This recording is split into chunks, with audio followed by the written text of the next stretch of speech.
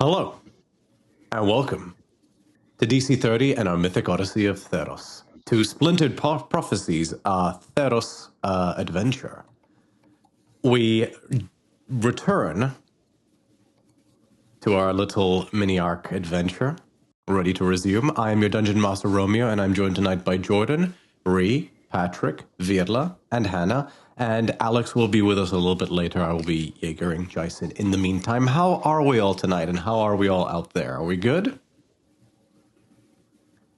Doing good. We're alive. Doing good.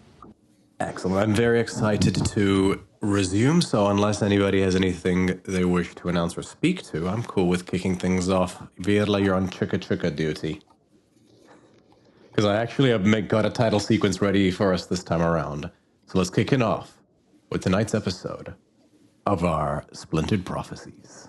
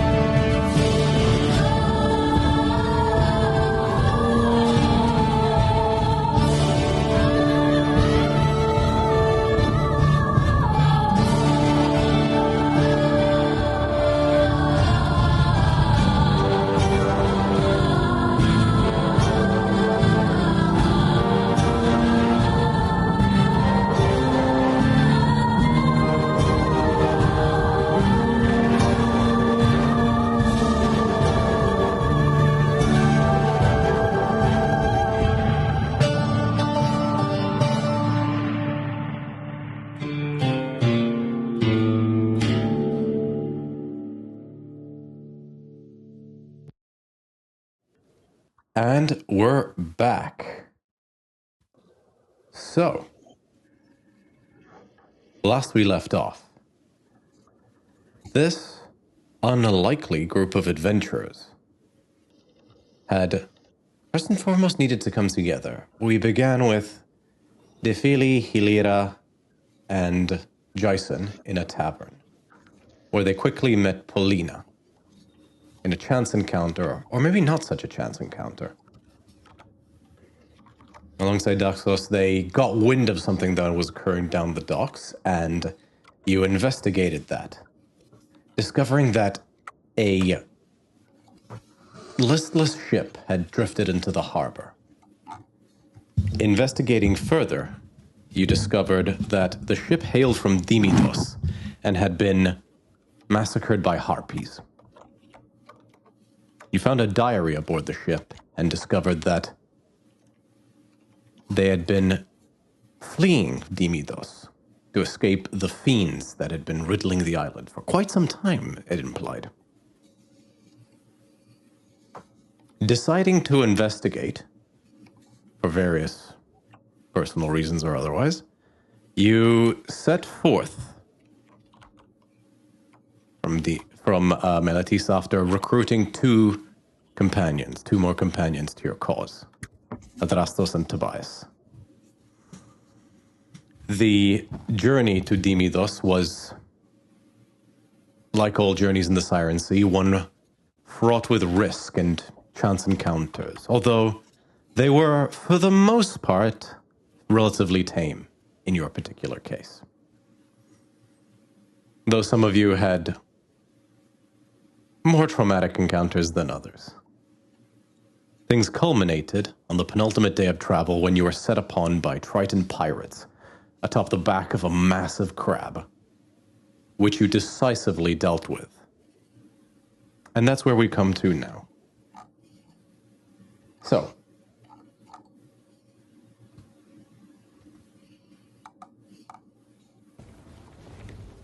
you've just concluded this fight. Having smashed the crab back into the depths, the Tritons tried to board, but you'd pick them off one by one, and none remained standing. What would you like to do?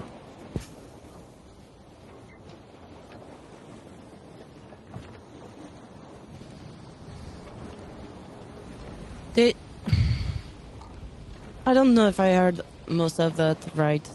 Did your mother just try to kill us? Just throwing it out there. Was that what just happened? Am I making that up?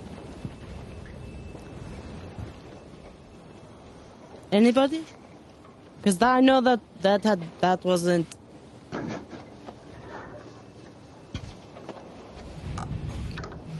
All right, we'll talk about that later, I guess.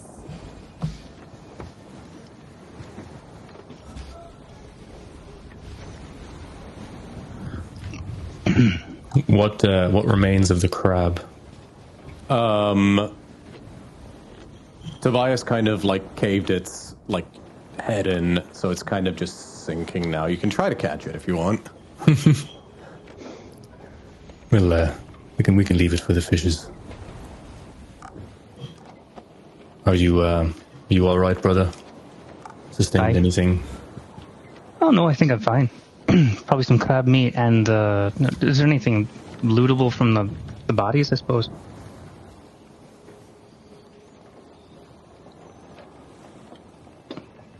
Are you attempting to switch the bodies? Yeah, can I throw a couple of them onto the ship before the thing fully sinks? Oh yeah, no, like there are several of them, and if you ask, Daxos will basically can help you fly and you'll fly and retrieve some of the bodies if you ask him to. Sure. All right, that's the last one. Throws them on. Make an investigation check. Okay.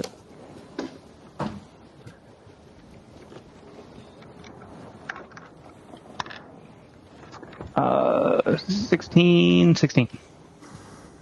I mean, the vast majority of them just have swords and daggers and spears made out of fish bones and stuff like that. The only thing that catches your eye is the carved ivory crown that the leader of this group of Tritons seemed to be wearing. Okay. Take that and this is somebody's mother's? Is that what was said? Why are we being attacked by a giant crab? They might have just been opportunists. Pirate crabs. Yup. So then, kind of go to the captain's quarters of the ship or whatever, and then just nail the crown on that as a trophy. Sure. That's one.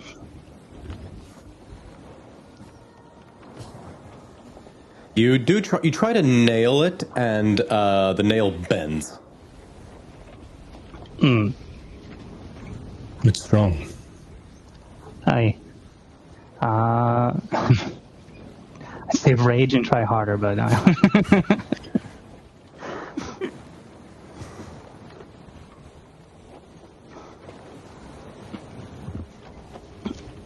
What is that you're trying to do?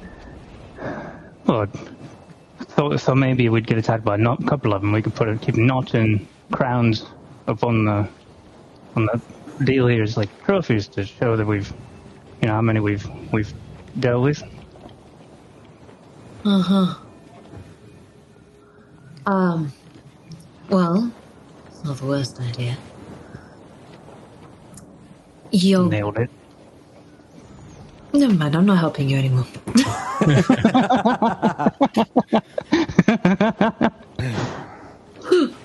She just turns away immediately. Yeah. There's no time for puns.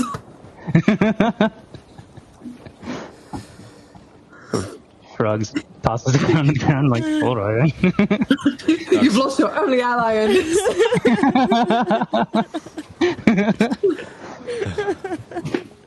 Seeing you go, Daxos size picks up the nail, heats it in his hands and bends it into one of those horseshoe nails. And then just hands it to you, Tobias. That should do it. Oh yeah. Good idea. Try again. Okay. You'll grow to it.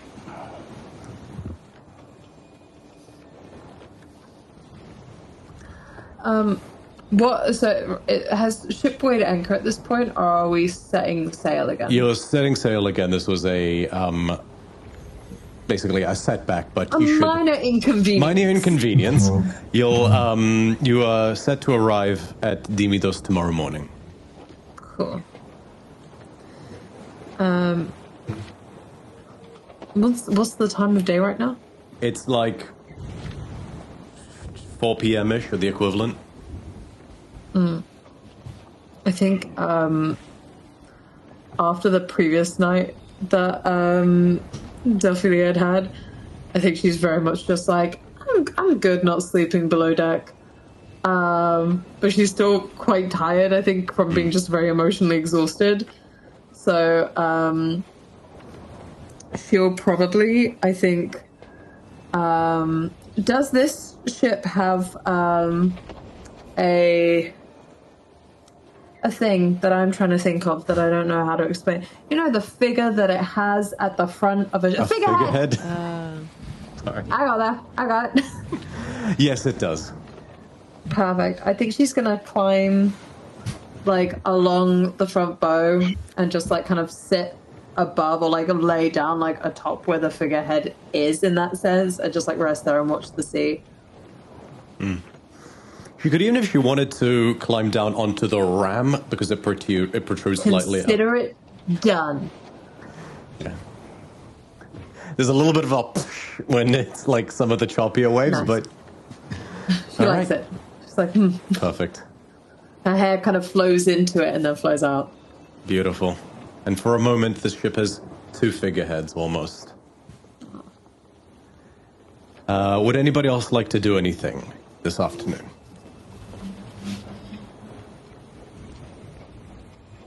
Splendid. The rest of the day goes by without event. Sun sets.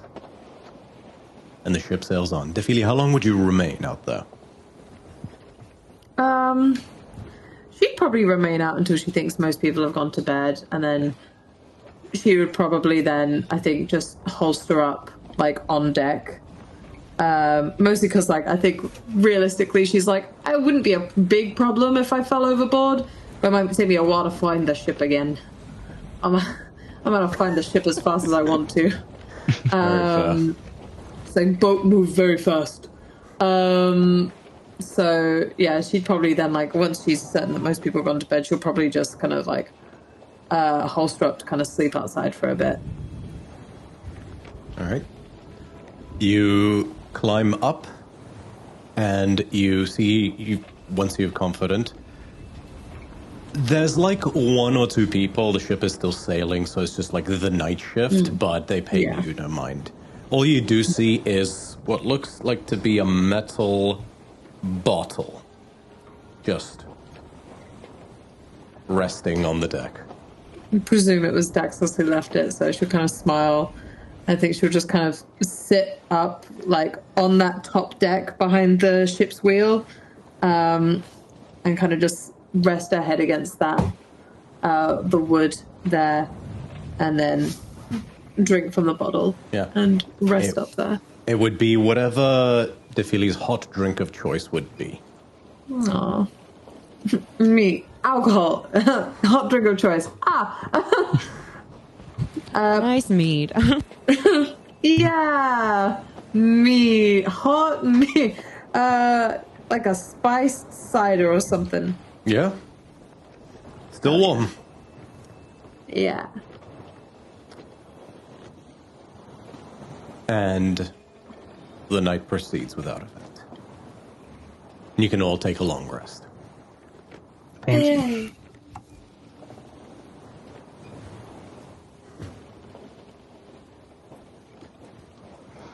The next morning, early-ish, come the equivalent of 11 a.m. or so, you begin to see a landmass in the distance. It draws near and near, and Hilira, you start to recognize it as you all get closer. Welcome to the Isle of Dymidos. I saw the words dragon turtle flash in your mind for a second, Vietla. Not again. I don't want to die. All right, and yeah, you see as you get closer, you see. It's interesting, Hilira. The image you were conjured in your vision was of a lush paradise, an oasis. This is an arid rock, scorched yellow, with a few pockets of forest here and there that seems to be fighting against the aridness. And you see periodically you see several dark shapes float across the skies, or like soar across the skies of the island. Dark shapes that as you get closer you start to be able to make out leathery wing beats.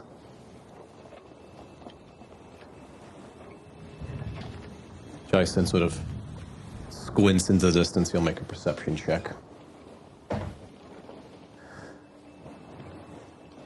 There seems to be great hostility in the skies, and this does not look like a friendly place. I do not know that it would be wise to approach with the entire vessel.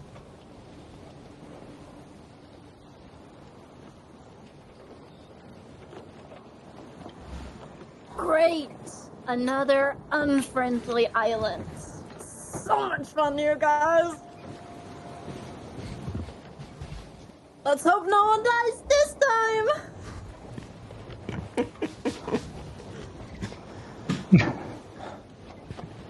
Don't worry, Paulina. Last time, only the bar died. Wait, I'm not worried at all. And you're not a bard, question mark?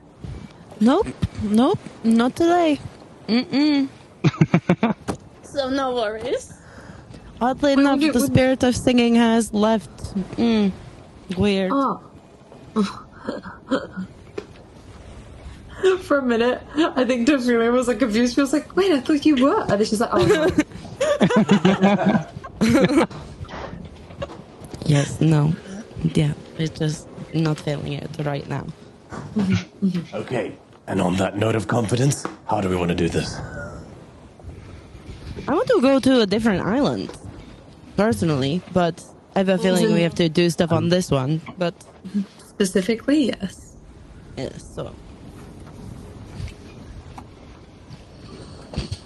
Am I preparing to deal with dragon armor, and we go to the island thing, I guess. Alright. I have a headache. Anyone got any ideas what those are? Like, as she's saying that she's like gesturing up to the sky. How far away are they?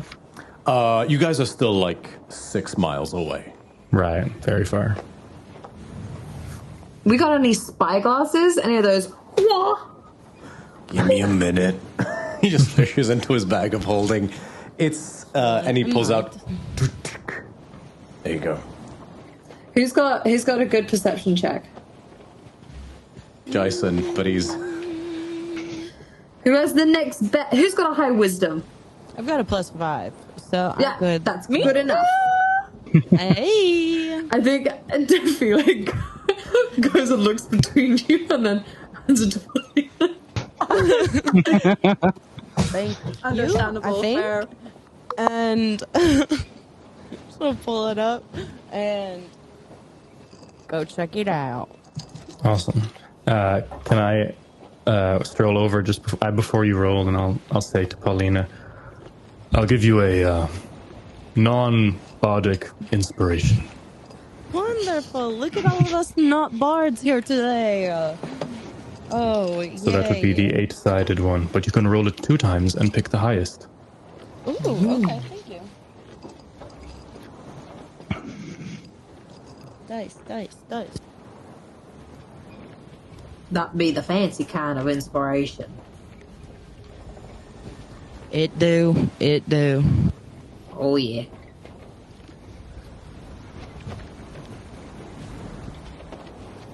Make a perception check. I think she's gone. I think she's already started. Oh, my apologies.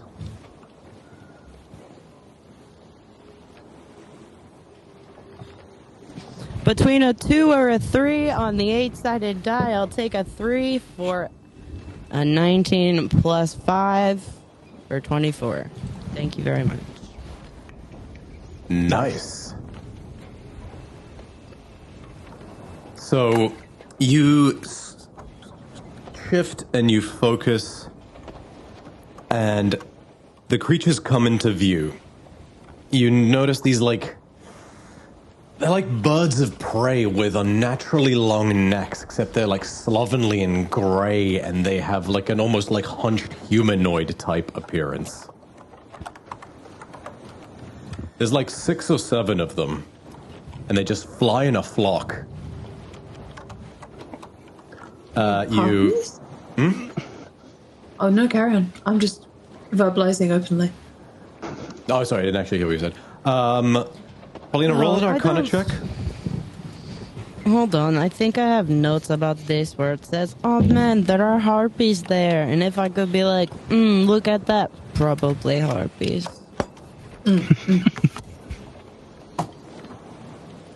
I'll also give you a dice roll, sir. It's trash, too. I'm guessing, I don't know, but I think those might be. And what do you want to let me know? What'd you roll total? 7. On Arcana. With a 7, I'll still give you this. They're not That's harpies. 13 for Arcana. Oh, my sorry. bad. Yeah, 13. They're not harpies, but you're not sure what they are. Okay, so not harpies. A. Narrowing it down. Not really sure.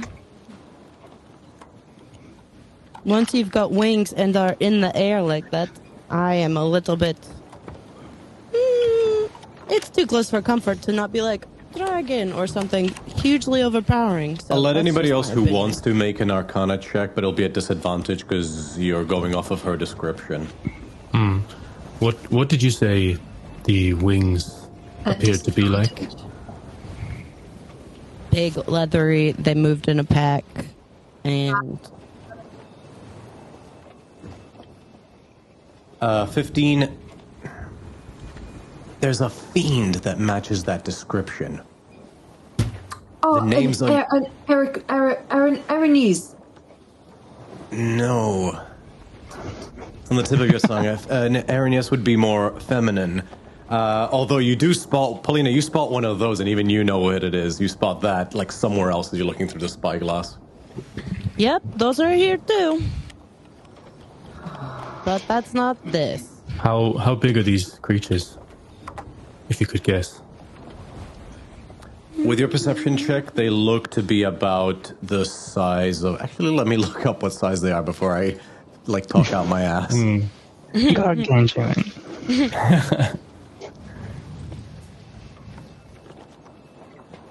Oh, yeah, no, they're slightly bigger than Yeah, it's close. Slightly bigger than I thought. They look about twice the size of a man.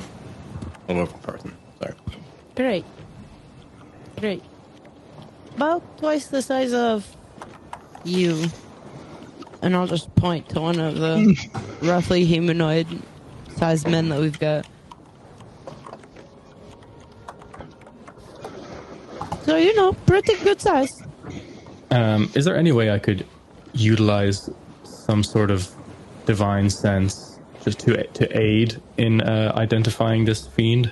I will let you spend a use of your divine sense to just make an Arcana check. Awesome. This is your bread and butter.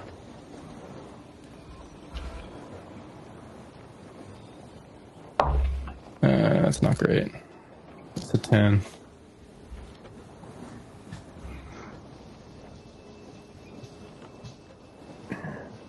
With your background and your specialties, I'll give it to you.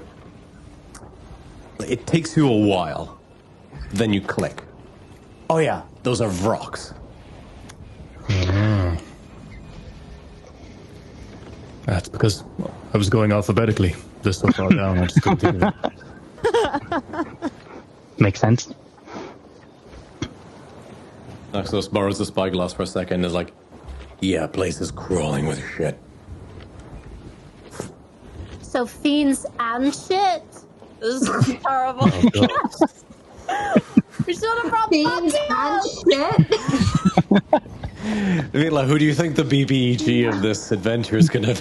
No, I'm kidding. Oh no, it's Buckyos. He's turned to evil. But no, an The devil island. dressed as a janitor. On strike. I love it. My ultimate foe.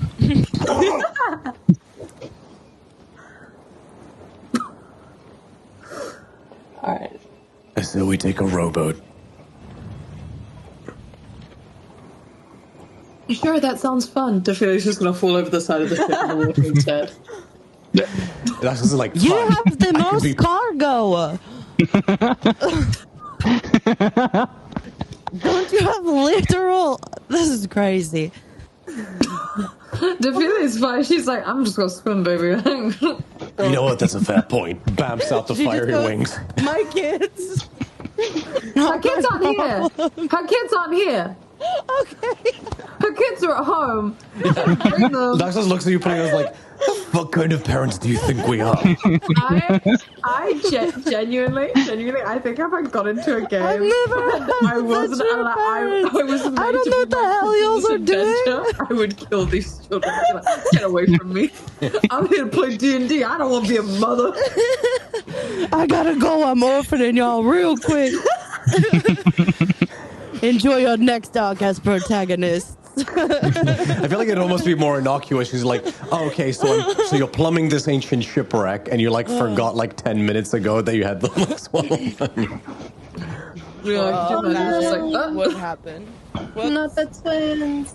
Uh-oh. It's okay. One of them can breathe underwater. The other one's magic. You should be all right. The other one can learn. learn real fast. But yeah, one by one, you pile into the ship's rowboat, and just, and you, parking the ship still about 6 miles away, you set off to get closer.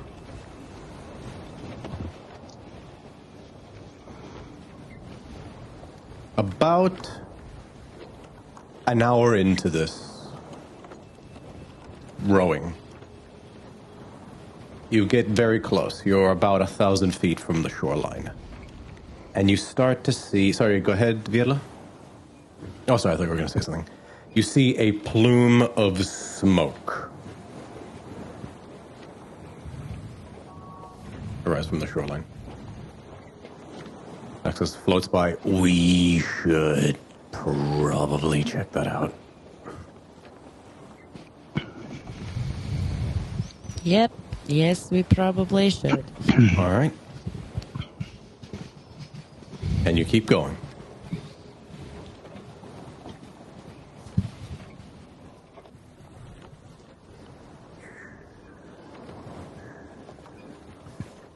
At about 500 feet, you begin to see more clearly that there is a village.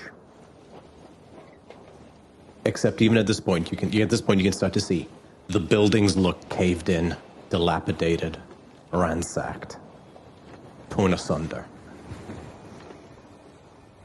A dilapidated altar stands protruding from the shoreline, but further back you see the plume of smoke. Everybody make a perception check. I'm underwater, so I'm probably not going That's fair. to see anything. 10. 9. I'm 17. too busy cursing to a god of messengers and travelers to really be noticing anything that's happening. Okay, don't talk to him like that. But I rolled a natural 20 for 25. Alex, I am so sorry. I only noticed you So just came in definitely here. hurting me. I've been here for the last 25... No, I'm kidding. I am He's so very sorry. sneaky. That's so good. Just get a quick sound check from you. Sorry to bring things to a screeching halt.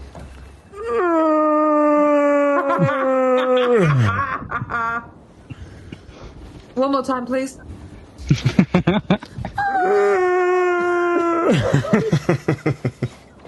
God, hearing that twice just melts your brain. That's what I'm talking about.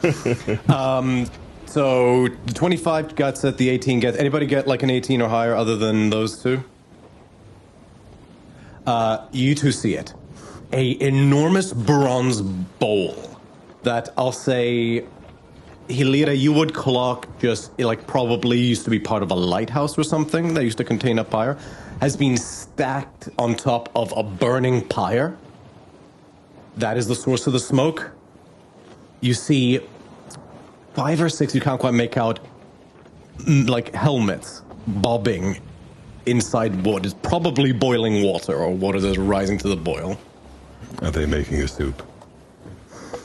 I think they are making soup. And surrounding this makeshift cauldron, you see on one building, sort of literally perched on top of it, this fat, boar-like faced creature with tusks and these like pathetic little wings on the back that somehow still managed to cause it to float up and down slightly.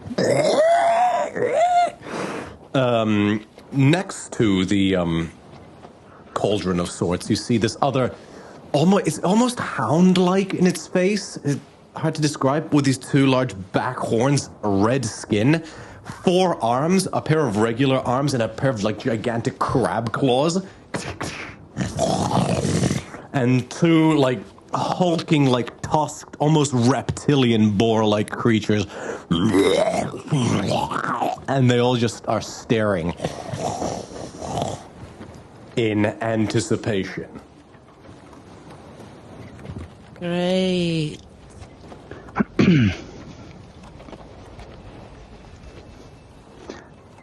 We should probably move. They don't have much time.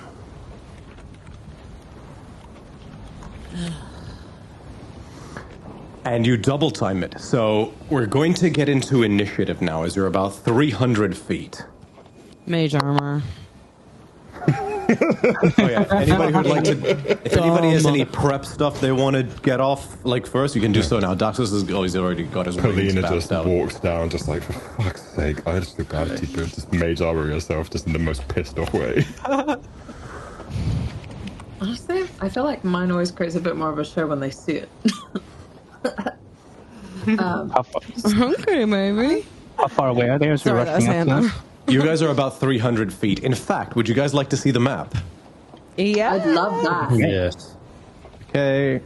Oh, it was Oh, the shit, link. did I not? I always forget where I need to go. Also, I came in when it was being discovered. Like, are we aware that these are fiends? Yes. Yes. Because I Sweet, said, cool. I would have said, yeah. Beautiful, thank you.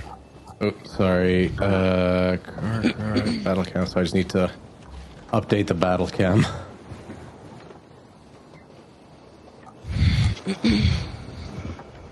Oh yeah, as part of that perception check, Hilary, you can roll an Arcana check, like it's a general Arcana check. Okay, What's I'm good at that. What's the link for the map again? I always forget.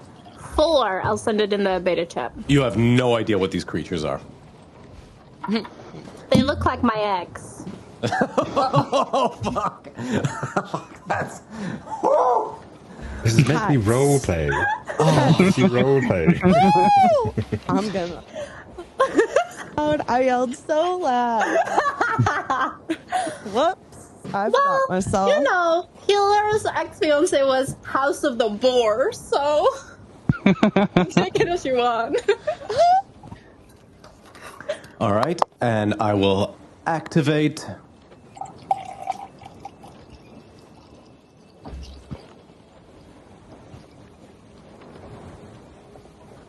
Yeah, I'm just gonna turn that off for a second. Cool. Oh, let me just remove these soldiers. That was a mistake. What? Who here makes a lot of attack rolls in the party? I feel like your brother's gonna be one of do. them. He will, yeah. Yeah. He definitely will, yeah. Yeah, the barbarian, fighter ranger, anyone else? Anyone Weapon else would attacks like or a- just attacks?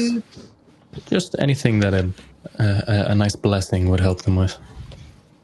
I'm gonna say no. My Eldritch Blast needs somewhere to hit. Ha.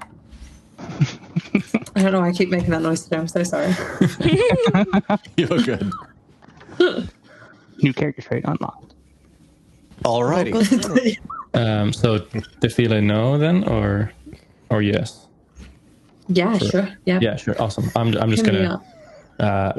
as we come into range, say a short little prayer to Clothis, and just ask for her to guide us along the right path in this encounter.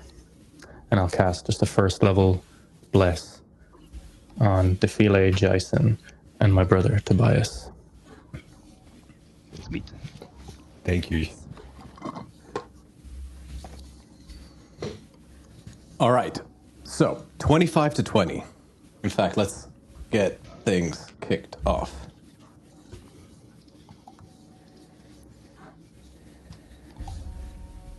$20 to 15? 18. 16. Guys. 18.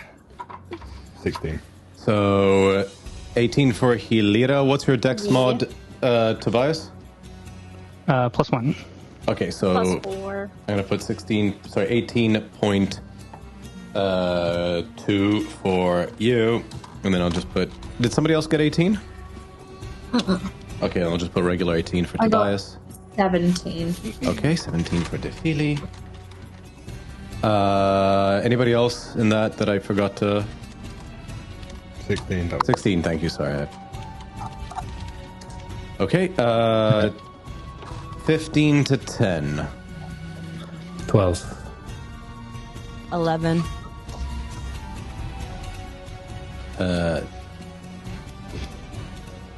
Update Manhattan, 12. Date 11. And let me just quickly roll for Daxos. 4. You rolled a 2. Starting off strong, y'all. All right, top of the initiative order, Hilira. Okay. Let me just check how far. Oh, that is not an accurate representation. You guys are 300 feet out. Okay, so I can do nothing yet. Well, I could start swimming if I wanted to. You could also just take an action. Currently? Sorry, go ahead. No. I was like, I'm swimming currently as well, I think, Yeah. right? Yeah. What did you say? You could use an action? To help with the oars to try and like accelerate the boat as much as possible. Yeah, sure. I'll do that. I'll start All right. doing both things. Oh my god, with your speed, I'm picturing like Dash from The Okay. Incredibles. You just get behind the boat and... All right, make an athletics check. Oh god.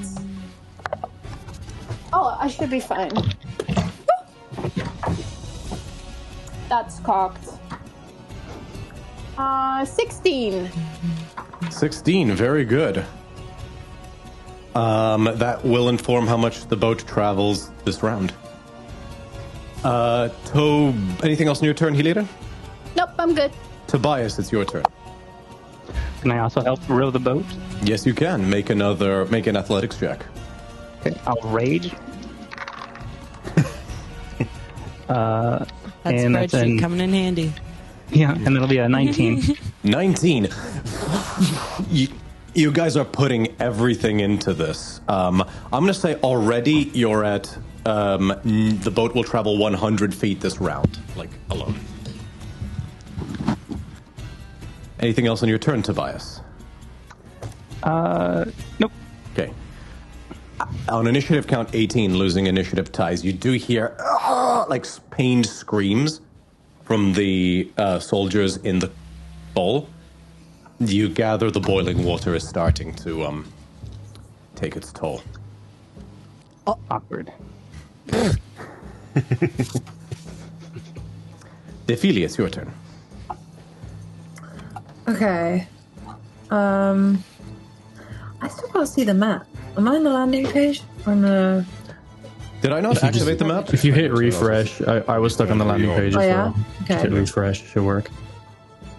Make sure we can see it as well, if you haven't already turned it on. Let's see.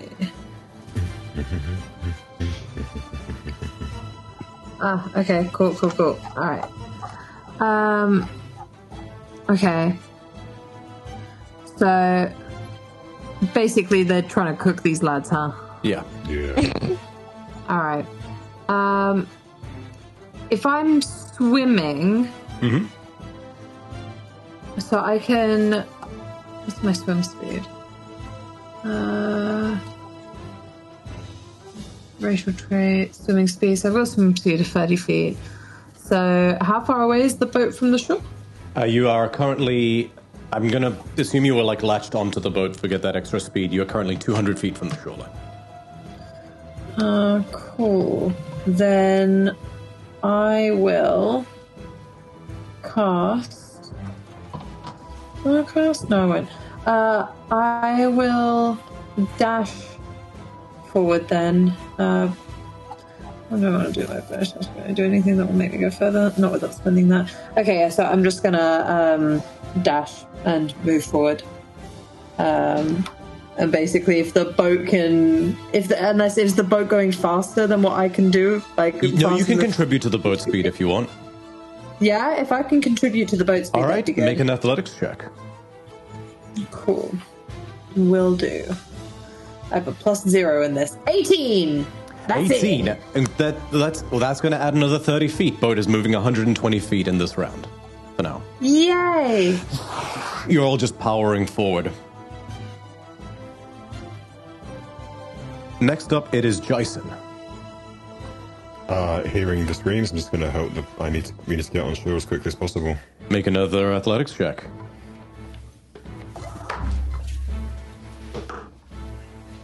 Ooh, 25. 25. Another 30 feet. 150 feet. No, in fact, well, I'll say 40 feet with a 25, because that's impressive. So you're about 140 feet left until you reach the shoreline. Anything else in your turn, Jason? Nah, he's just humming a slaver's tune Okay. to give him the motivation. All right, Adrastos, your turn. All right. Hearing these screams, I'm just gonna kind of focus in and try to give one last push. Knowing that these people don't have much time, so I'm gonna try aid the boat speed. All right, make an athletics check.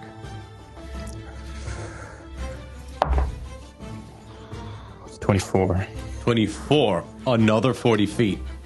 100 feet away at this point. You guys are just pedaling to the metal. The oars almost threaten to snap under the heaving of your efforts. Paulina, it's your turn. All right. You said we were within what? You are 100 feet 100 away. Feet? Okay.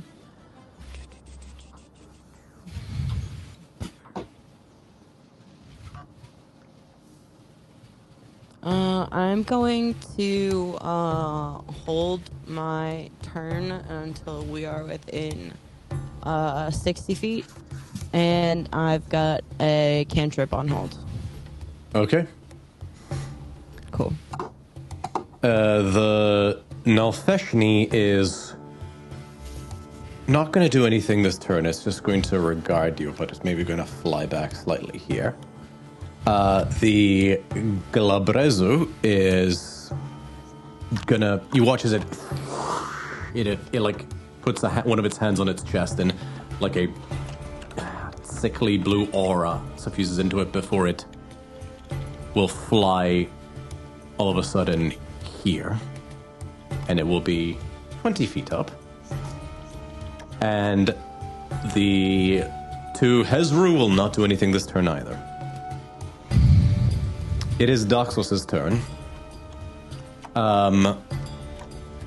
You guys are about 100 feet out. So he's actually going to say to you, Hilira, can you get me 90 feet closer?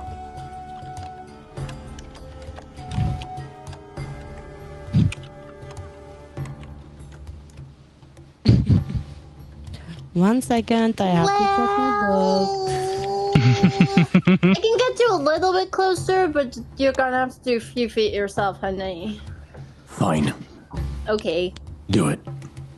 And he's gonna hold. You watch these swirl something in his hands. He's gonna hold his action, waiting for you. He's sort of like floating next to you guys. Top of the initiative order, Hilira. Okay, I will use safe passage to teleport Daxos where he wants to go. Okay, how far forward is that? 60 feet. Okay, do you have to be touching him?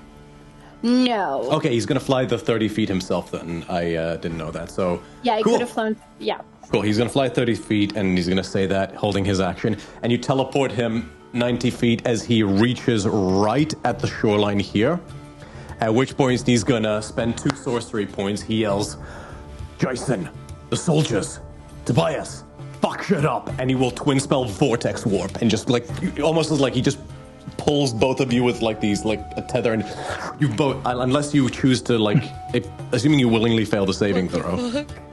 I mean, he said soldiers. How close am I getting to the flaming cauldron?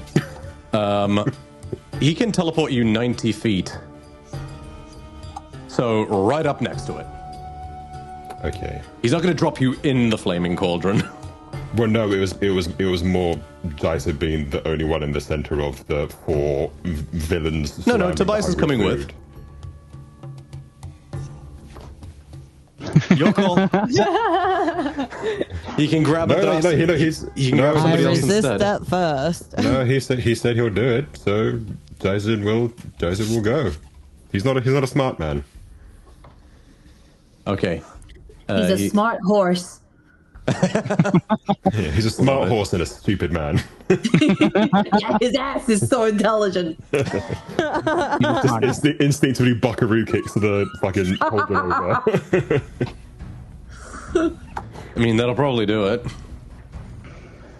Okay, so let me just, mark off that 2nd level spell slot and the 2 sorcery points.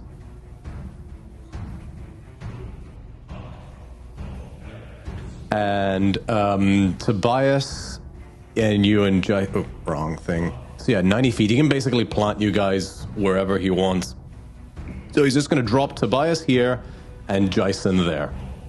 And he just basically... You guys disappear like a fiery... And just reappear there. And that's his held action, and that's all he can do. Anything else on your turn, Hilira? How far are we from the shore now? Like You're 30 more feet, right? You're still about... Because you were still about 90 feet away at that start of that turn, so you're still about 90 feet away. Today is my bonus action to just start rowing again. Yeah. Make another athletics check. Okay.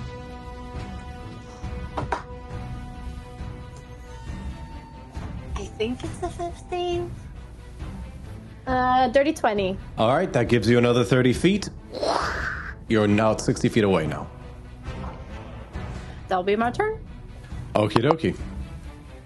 Tobias, it is your turn. Well, I'm right in front of this guy, so I'm going to pull out my giant keg and hit him a bunch of times. The hand trebuchet, yeah? Hand trebuchet, and just start smashing into that guy. Make an attack roll. Which one? The one with the tusks or the one with the claws? The one right next to me, so not the one flying. Got it. Oh yeah, that makes sense. Yeah, flying seems a little bit further away. 14 Reasonable. on the first swing. Let me just double check that actually. 14 misses, unfortunately. This thing's got a tough leathery hide. Not too... Same roll on the second hit, so that's annoying. Yeah. Oh yeah, I also need you to make a... Reckless. You want a reckless? Yes, I do. Cool. Roll it with... We'll count the first 2 rolls as like your first attack. So roll a new one with advantage. Roll a new one with advantage, so Yeah. 16. 16 just hits. Perfect. Dun, dun, dun. So that's 9 points of damage All from the right. one that actually hit. And then once per turn, I can push him. I'm gonna push him back 5 feet. Okay. So you got 9 points total out of 2d8 damage plus your rage. Oh, the +4 from my rage. That's right. So yeah, add 4 to that. Cool. Yeah, you clobber it in the head, and it does not look happy. So I'm going to push him there, and then I'm going to use my movement to rush up. See, he's over there. Okay. I'll do this now just because I forgot to do this at the start of your turn, but I need you to make a Constitution saving throw as this creature's smell threatens to overwhelm you. Oh, shit. Okay. You know it's bad. 20. Not even the alcohol. 20 succeeds, and you are immune to its stench for 24 hours. Fantastic. In that case, I'll just rush up back on him another 5 feet.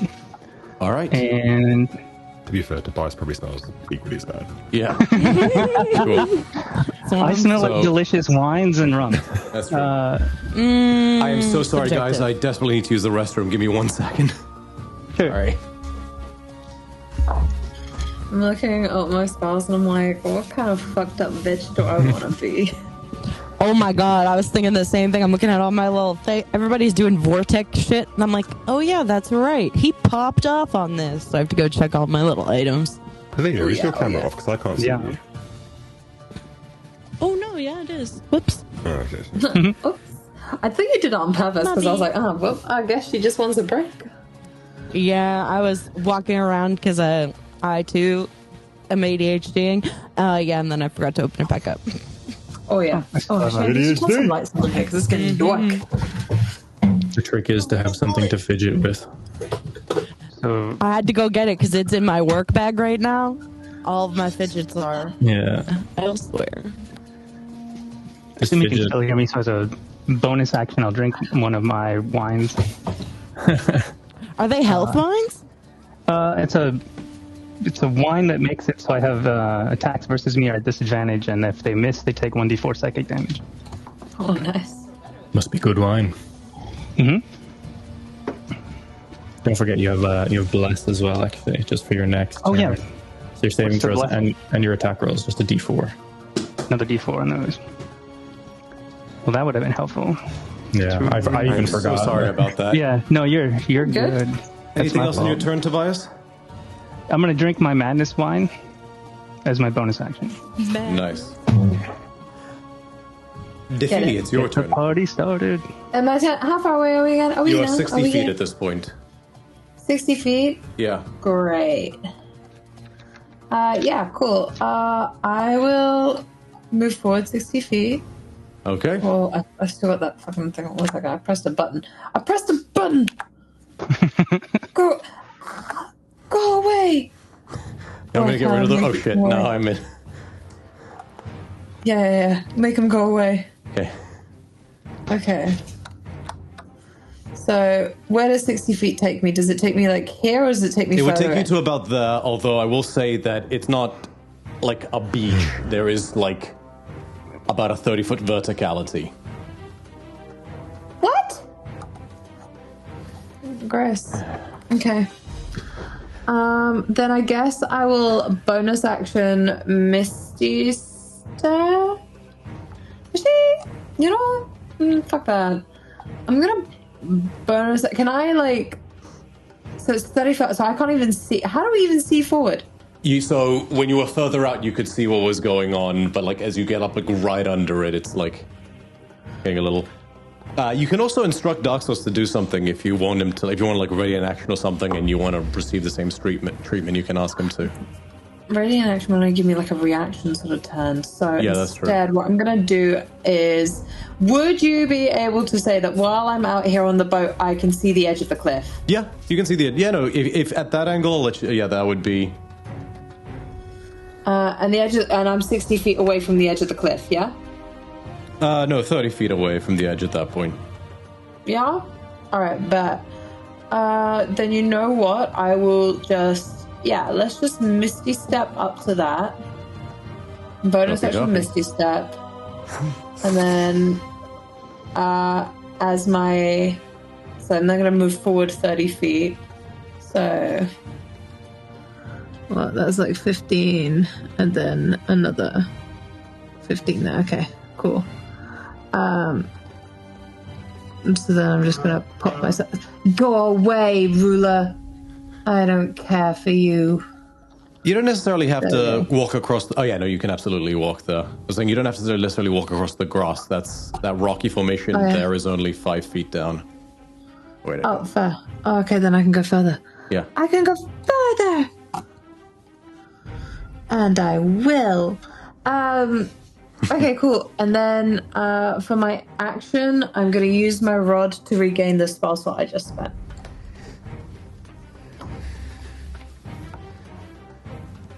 Okie dokie. Anything else on your turn? No, that's it. Alrighty. Softly turn. Next up, Jason.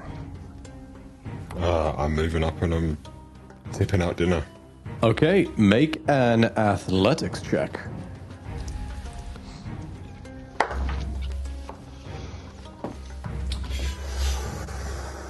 $25. 25 succeeds. You will take 8 points of fire damage as you basically have to stampede into this burning pyre, but you basically just barrel into it. I'll let you keep your action. Basically, because you charged into it, I'll say your movement would be at 0 and it will cost you your bonus action, but I'll let you keep your action to tip over the entire thing. Yes, that's what I want to do. The soldiers, the boiling water like cascades everywhere, extinguishing the flames. Unfortunately, I made that part of the cauldron part of the map instead of a tile, like an idiot. So, it's gonna stay there. But yeah, including and you see for the first time inside Jason, the soldiers splutter, but with them was like the mangled corpse. 2 mangled corpses, one of like what might have been a human at one point, and the other of some creature that seemed to have these like wings on its back, but are completely broken and dilapidated, and just both are just wrecked beyond recognition. Good chicken. Anything else on your turn, Jason? Well, you said I took how 8 points of fire damage, right? Yeah. I'm going to absorb elements for that one and use it for my next attack. Okay.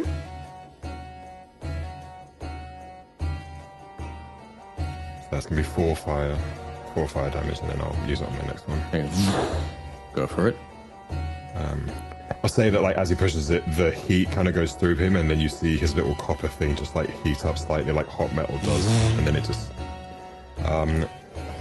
And then, yeah, bonus... no, that's my turn. That's all I can do. I'm just going to ready my weapons and just look to the fiends around me with a smile and bear it. Okay. Adrastos, it is your turn.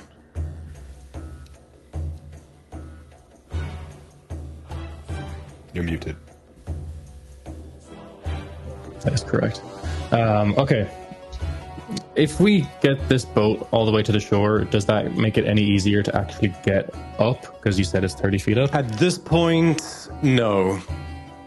Not if you have teleports and stuff like that. I mean, you could climb if you're planning to, but if you have teleports, this would be the optimal angle. Yeah. No, I do not.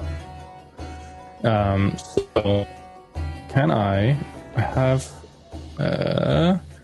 mirthful leaps as a state here? I can roll a d8 and add it to a long or high jump. Yeah, you're gonna have to. It's gonna have to be a hell of a roll to just leap 30 feet like a like a grasshopper. Okay. Yeah. I think that's my only option. Daxos does look like he's readying to do the same move again if you wanted to hold an action, I'll say that. Okay, yeah. Who's around me?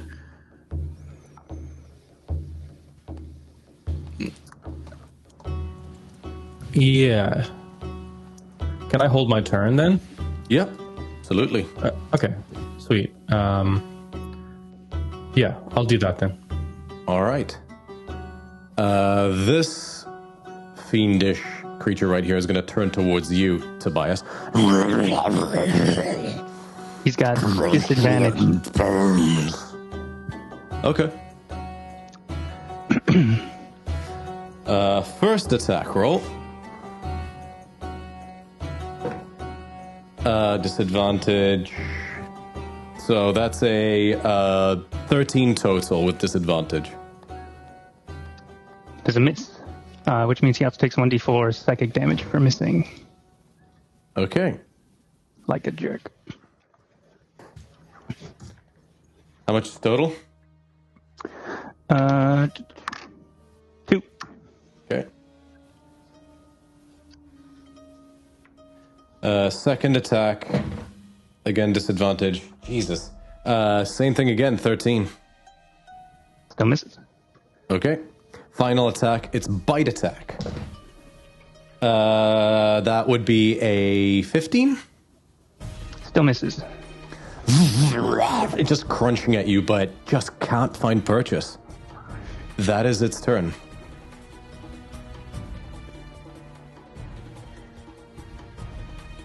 That's lovely. Hannah, you okay, Great. by the way? You still there?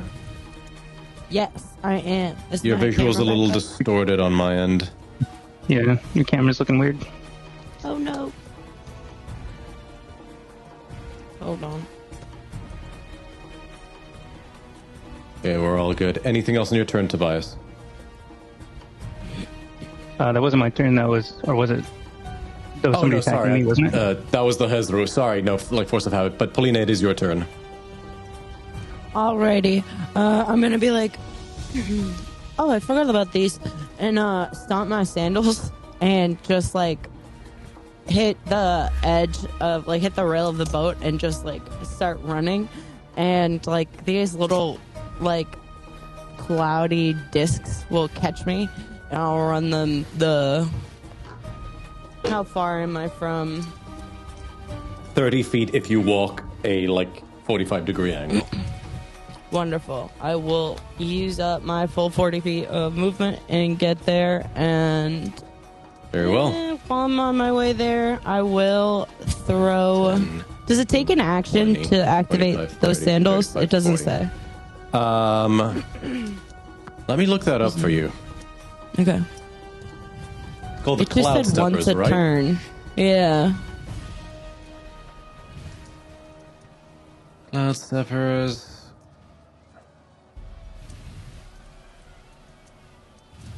It doesn't say. I don't think that'll apply, but...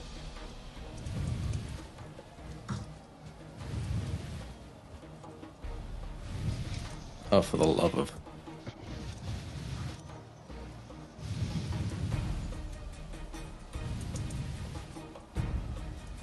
Are you kidding me? Here we go. Platform. Once on each of your turns, you can choose to manifest. No, it's free. It's once per turn. Wonderful.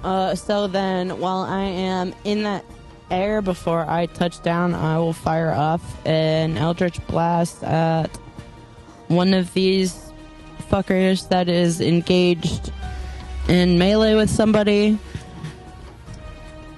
I do not know which one it is, but it doesn't matter. All to right, me, you can so- take those pot shots. Make your attack rolls. Alrighty, 13, 18, and 14 on the die. 13 misses the 14. It'll hit plus 8. Oh, sorry, yeah, they all hit. No sorry. worries, you're good. You're good. And I will throw them all at the same one. Yeah. Basically, Tobias, you're ready. You're and you watch the thing gets shot 3 times in the back.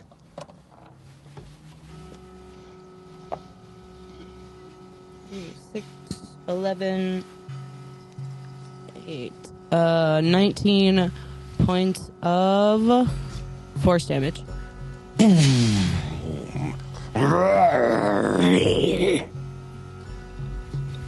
Anything else on your turn? Not what I mean. Cool. It is the Nalfeshni's turn.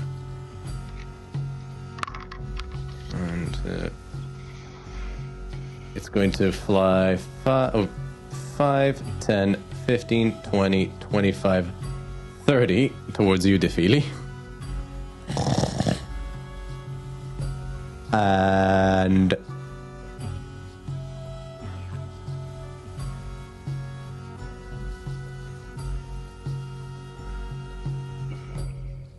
I can't reach with any of its claws, so it's going to use Horror Nimbus. It just emits a like scintillating like miasma that like just like there's this horrific shrieking. Defili, I need you to please make a wisdom saving throw. You're muted. 27. 27 succeeds. You feel like a fear grip your heart, but you shrug it off. And you are immune to it for the next 24 hours. But It is the Globrezu's turn, and it's just gonna... It's pissed at you, Jason, so can it reach you? Oh, this can definitely reach you. It can fly. So it's gonna... Where's the... Nah, it's pissed at you, Jason, so it's gonna... just fly down at you, and it's gonna start taking some swipes.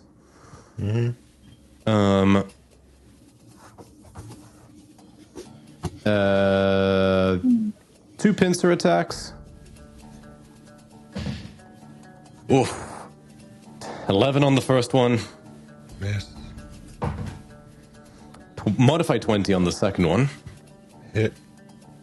That deals 16 points of piercing damage, and then it's going to make two fist attacks. That is a 16. Miss. And a 13. God, I'm rolling like shit. Okay. Oh, that... Jason, you are too prepared. You are a seasoned warrior, and you just parry with, like, you manifest, like, you expand out the Oak Warden's grasp and parry the strikes. It is this other Hezru's turn, and it's going to rush in to aid its fellow demon. It's got flanking at this point, so it is going to make two claw attacks, first and foremost. That is 19. Yeah, that hits. 15 points of slashing damage. Yeesh. Oof, that's 6. 13 with the second claw attack. Mish. Final one with its bite attack. Oh, much better. 23. Hit. 13 points of piercing damage as it just bites into your shoulder and it's like of blood. That's its turn. It is Daxos' turn.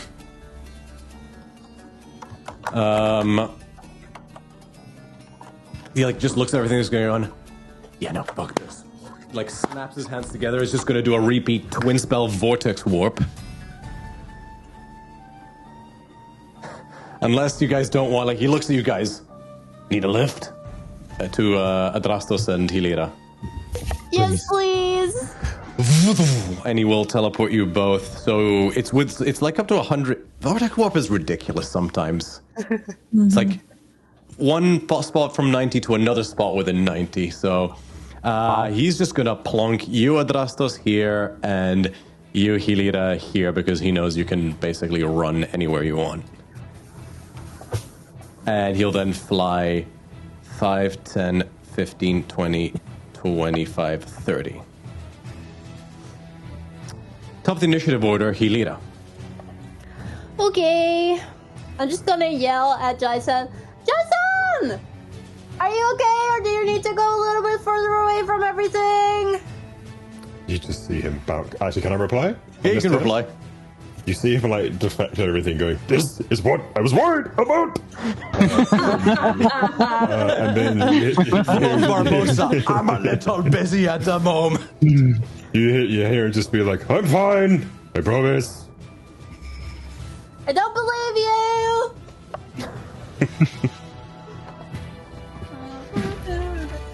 Why am I counting how far I can go? I'm just counting. Do you want to just share with the audience what your movement speed is?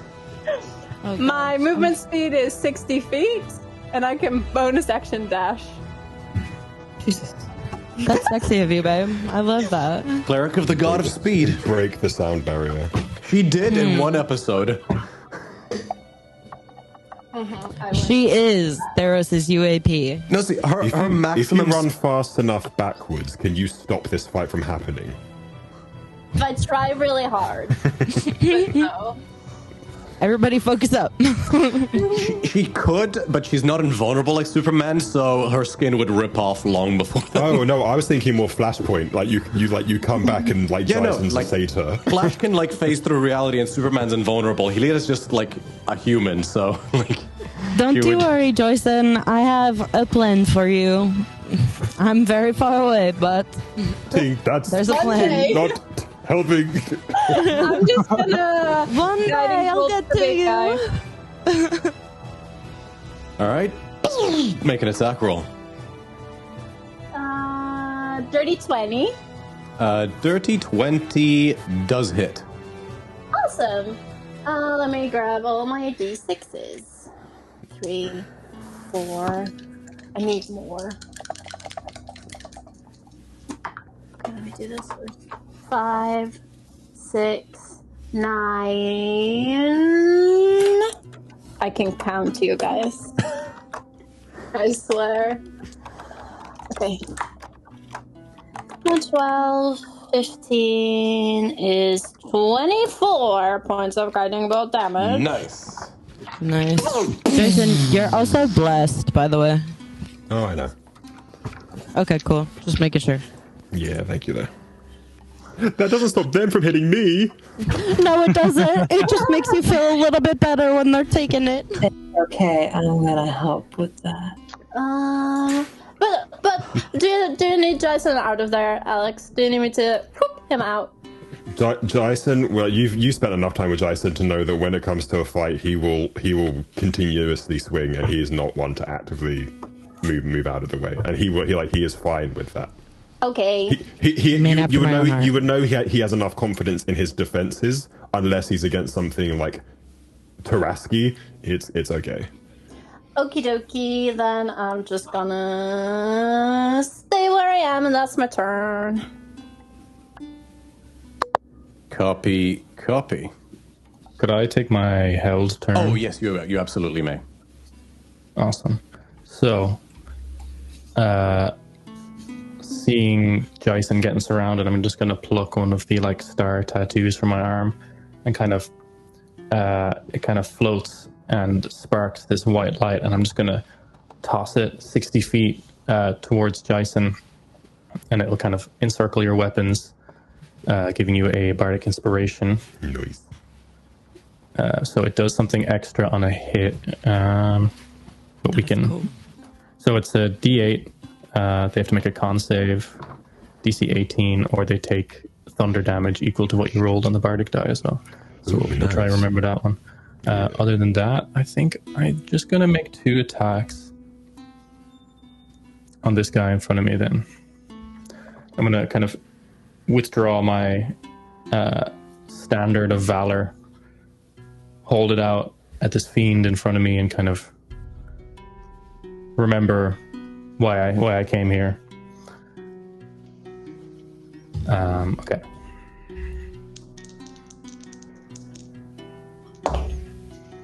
So that is 16 and a 29. On the dice, like without modifiers? Oh, Totals. 16 total. 16 would miss. Yeah. So just one hit. Yeah. Awesome.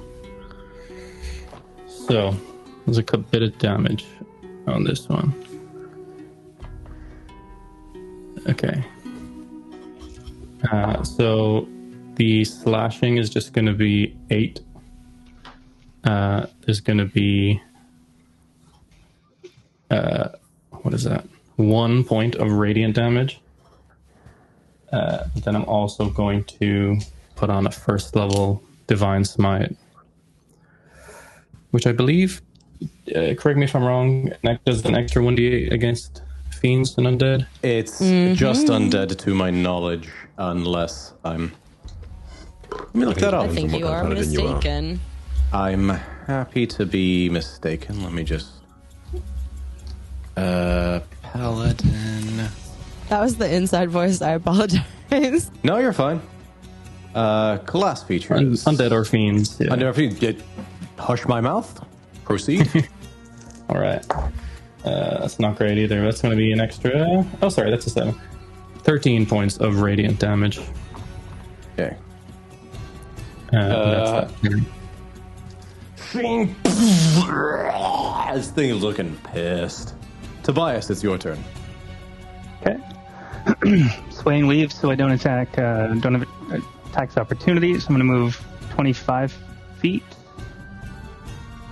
That's right. Oath of Path of Revelry.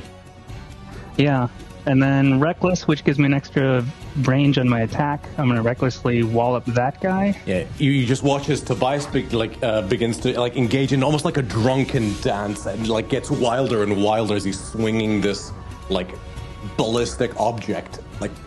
It's almost beautiful in a grotesque way as it just begins to lay into these fiends. 24 to hit. 24 definitely hits. Which one are you hitting?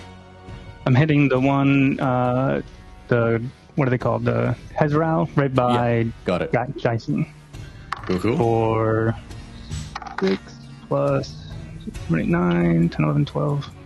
So 13 damage, and I'm going to push him back 5 feet.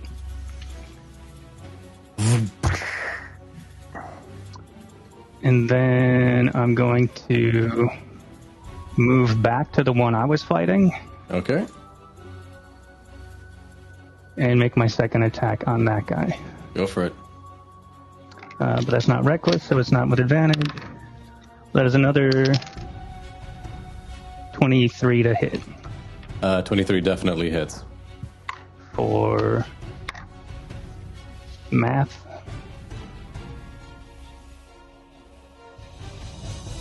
For 19 points of damage. 19. Starting to look rough. Defili, it's your turn. Okay, cool. I think she's gonna look at the fiend ahead of her and then glance over at the 3 other fiends and then go, I once heard you were descended from fallen angels. Why don't you take a walk in their shoes? And I'm gonna cast Phantasmal Plunge. I need all 4 of them to make an intelligence saving throw, DC 22. Okay, so DC 22. The Nelf. Let me just double check which ones.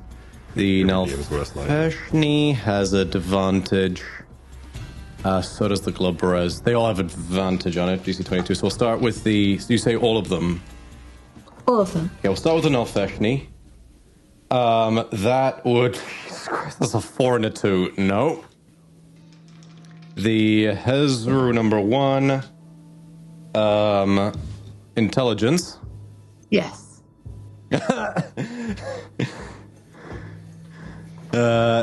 19 minus 3. Hezru number 2. 16 minus 3. And the Glabrezu.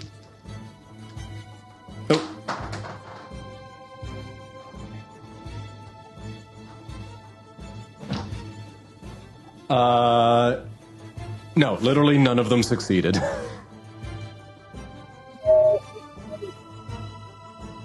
There's psychic damage, so all of them take 23. 5d10, so 23 psychic damage. And they all fall prone and they can't take reactions till the end of my next turn. Nice. Cool. What you all see is them just clutches their heads and then fall to the ground. But in their mind's eye, they're basically the ground opens out from under them and they fall forever for a moment before slamming into the ground as Defili racks their brains with a traumatic fall.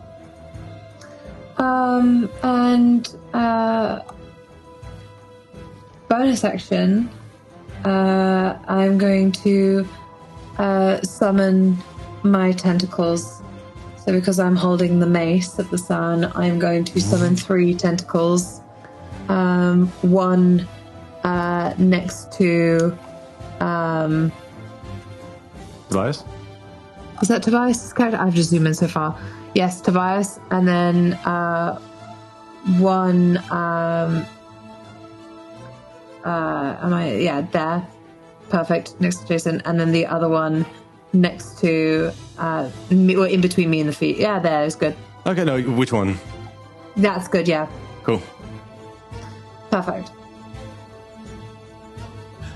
When you create a tentacle, you can make a melee spell attack against one creature within 10 feet of it. Okay, so I'm going to make a melee spell attack against all 3 of them with those ones, right? Cool, yay! Okay, so melee spell attack, so I'll roll 3 dice. So I got a 27 to hit, a 26 to hit, and a 32 to hit.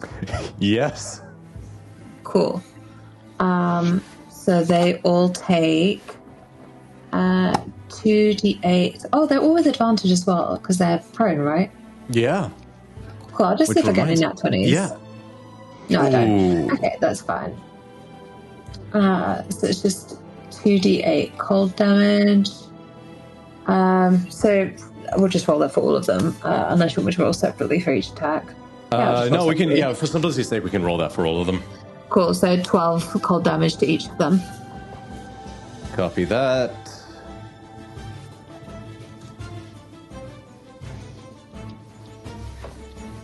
Oh, wrong Hezro.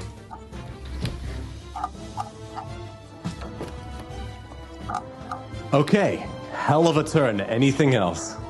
No, that's my turn. Jason, it's your turn. So saying all this, did you say they fall prone as well? Yeah. They're all prone, baby. And they can't take reactions. Yes. DM, what is your ruling on stowing shields? Is it an action, a free action, a bonus action, or what? So, Polaris Ward in particular is a free action to demagnetize it, and it is a bonus action to remagnetize it to your arm. Fantastic. So I'm going to demagnetize it purely for the purposes of using a two-handed weapon here. Oh yeah, no, that is precisely why I designed that weapon for you, to allow you that flexibility. Give me 2 seconds. I have a eyelash in my eye. There we go. Just imagine Jason like a piece of pollen is like, oh fuck, like stay there. No, like one of the tentacles has just like whiplashed him slightly. He's like, oh god, no, my eye. He'll see all this. The tentacles are Defini's color, and like the magic that is forcing these things to the ground, I'm sure is like it's clear who it is that's doing this. Oh yeah. He's going to walk around, or actually probably just step over.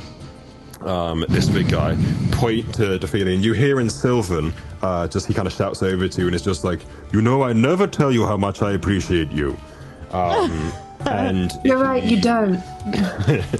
And two-handed pike straight down into this thing as this, as you see this tree-like branch come out, sharpen itself, have like small thorns that make it even sharper, and just straight down.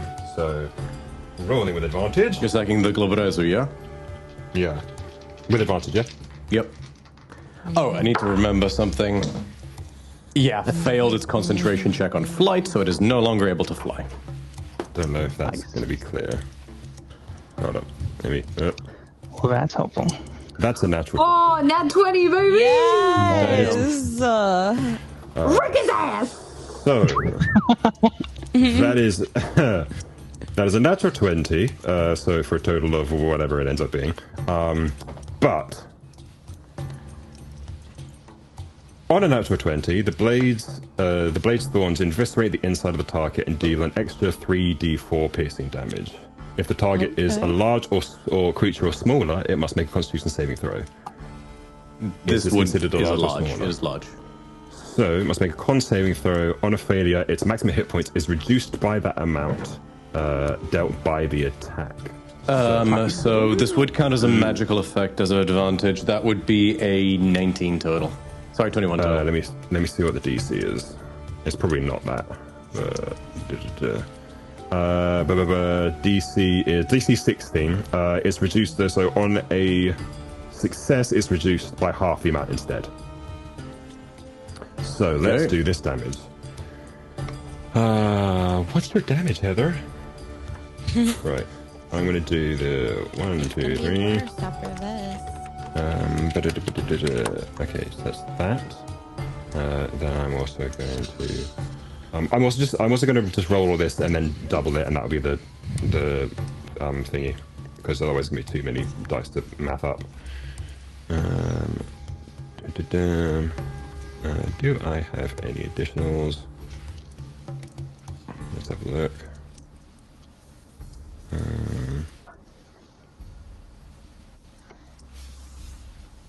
Oh, for shits and gigs, I'll add a planar warrior to this one. Nice. There's 1d8. Oh, and also I've got the 1d6 from the Force, and then I've got whatever it was that Drastos gave me. Yeah, you could spend that now. He just has to make a con save, I think. Is it a Valor Bard? No, it's creation. Oh, right. Okay, con save. Natural 20. Yeah. Sorry. Okay. So that is going to be a total of... I'll do the rolls first. So 30, 35. Oh my god. So 35 Nice. doubled. 35 70? doubled? So Yeah, the so D4s aren't doubled. On the... The extra D4s. Pike. The extra D4s are on top of, like... So your crit damage and then the extra D4s, I believe, right? Or does it... let me look at the wording here. It just says here for a pike on a 20... inside it's like, and deal extra 3d4 piercing damage. Yeah, an extra 3d4. It's like brutal critical. Okay. It applies I after will... Let me look at the math on that one then. So I've taken off 35 so far. 75, 3. D&D Beyond, you suck. I really hate you. It's so worthless now. It's really It disappointing. really is. I can't see what that is. You know what? For the full purposes of screen. simplicity, we'll do it this time, but we'll just keep that in mind going forward, just for the sake of like not crunching too many numbers. I would say I would say instead of it being 70, just make it like 55 or 60, whatever you want to round it to. Let's go for 60. Sweet. Cool.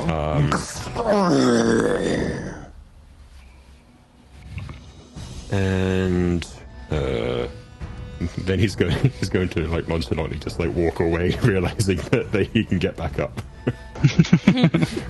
Perfect. But he's gonna do it like cool guys that look at explosions, and he's gonna like walk. Actually, as he's walking away, he's gonna leave the pike sticking out of it, and walk slowly. And he's gonna hope that there's a gust of wind that blows his flowy white hair in an epic manner. Okay. Adrastos, it is your turn. Oh, wait, sorry. I have 2 attacks. Oh. Babe. He's going to moonwalk horse. He's going to whatever the trotting is backwards. He is going to. Doctor's like, all right. And another thing. Hold on. One more. He's going to take the pike and just like hoping that no one saw him leave earlier. Just like jam it in again. That's. I forgot my keys. Hold on. Oh, that's a shame. That's only a 19 to hit. Still hits. Fantastic. So that one takes 11 points of piercing damage. And he walks away again with the same confidence. Okay. It is this Hezru's turn. Half its movement to right itself. And it's just going to keep trying to swing at you, Tobias. You reckless, so it's got advantage, right? But I'm also drunk on madness wine, so it's disadvantage. So however you want to run that. Straight roll. Yeah, straight roll. Well, either one of those rolls wouldn't have cut the mustard. So next roll, natural one, and last roll. 2 psychic damage for missing. Copy that. And it just says whenever someone misses, so I don't know if that's every time or if it's just once per turn. No, that's roll another d4. Sweet. What item And is another this? 4 points of psychic damage. This is the Kylak or whatever wine thing. Let me look up what the actual name of it was again. The Kylaks of Dionysus magic item with the Oh, right, wine, yeah, I remember that. Yeah, the 3 different wines. got it. There. Cool. Last attack would have been a 19 to hit. 19 will hit. Okay. You take 11 points of piercing damage, halved to 5. Okay. Okay. I've got poisonous armor that I'm going to let burst when it hits me. So one of the poison sacks bursts, and he has to make a DC. This was a melee attack, close range. Does this do poison damage or apply the poison condition? Let me triple check. Because he is immune to both. Oh, then never mind. Fiends, man. He gets messy a little bit. It is Polina's turn. They're Alrighty, still prone, aren't they? Because Sorry, say that they're again? prone. All the monsters, they're all prone until the end of my Yeah, turn. so the Hezru righted Yeah. itself, but the other two are all prone. No, they're all prone until Oh, the they're end of my fixed he prone? Just fixed prone until the end. If they Oh, fail I'm to so save, sorry. I they're thought fixed I thought it just imposed prone. prone. No. Okay, They're my fixed prone apologies. until the end of my Oh, their next movement was turn. 0. So like, I am so sorry then. Please continue. Thank you for reminding me. No worries. Polina, it He's is your mean turn. and now. OP. Oh, yeah. flails at me from the ground. First thing, is my camera fixed? I can't see. Let me check. You're still I green see. on I see Video a big black Ninja. void. Yeah. Black void on stream and green on Video Ninja. Kitty! Very weird. Well, hold on. I will reset this after a second. I'm going to activate my boots and do another 40 feet, which will put me like right here Gotcha. behind. And then I'm going to hit Jason with Dyson. enlarge. I'm so glad you said Sounds like I'm March. saying I was like, Jason what the fuck? Why are you hitting me? By the way, It sounds like I'm just saying Jason with an Australian accent. quick request Jason. for everybody. I've got Snap to Grid turned off just to position tiles a little better, but the side effect is that it's a little bit more finicky. Can I just ask people move their characters with arrow keys exclusively as opposed to dragging with the mouse just so it stays Gotcha. within the tiles? Thank you so much. All right, let me just token appearance. Two. Update token. How deep does your voice become, Jason? Oh, keep me till my next turn to figure that one out.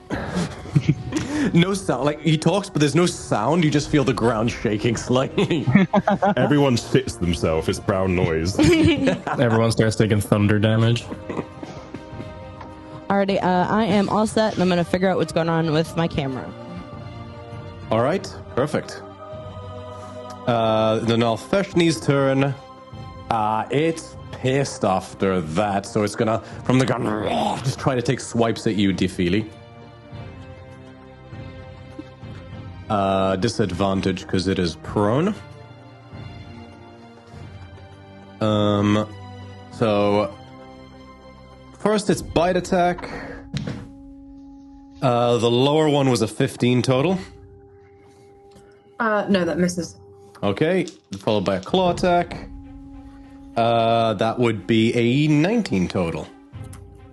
That hits. I'm going to use my reaction as Guardian Coil because my tentacle is within 10 feet. Mm-hmm. So it's going to reduce the damage that I take by 2d8. Cool. The damage you're reducing is 11. I rolled a 10, so I only take 1 damage. Nice. Final attack. Yeah, no, that was a 12 total, so it misses. It's just.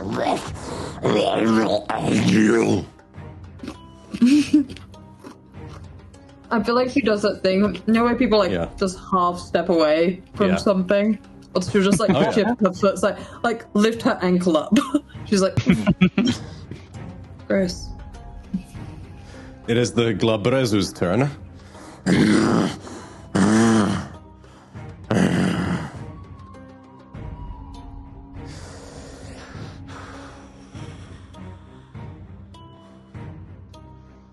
Can I get everybody to roll a d20 for me?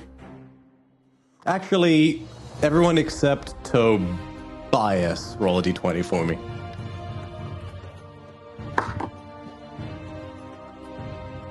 Yeah.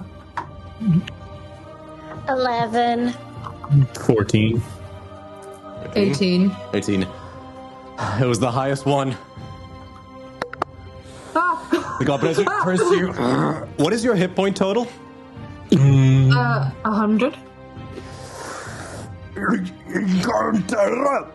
And like you see like this like streak of red like beam, like a thin red lightning just slams into your forehead as you cast Power Word Stun. Oh.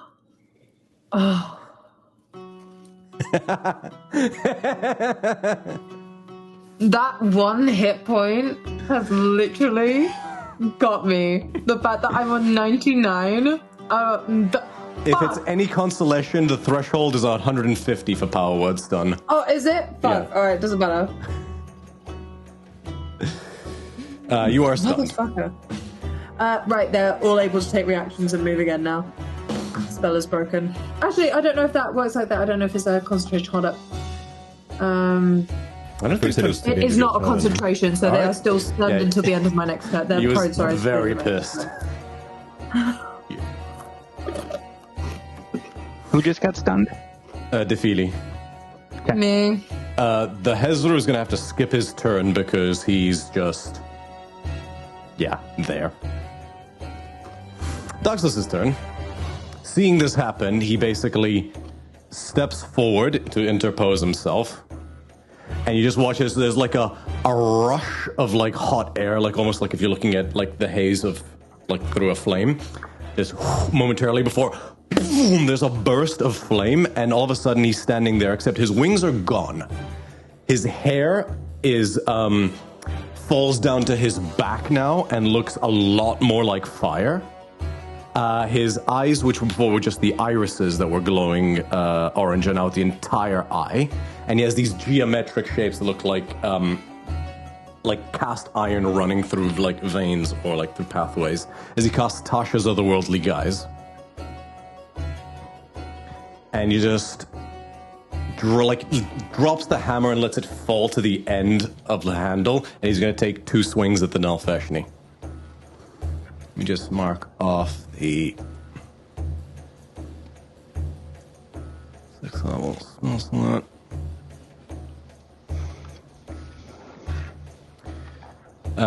First swing, I'm gonna make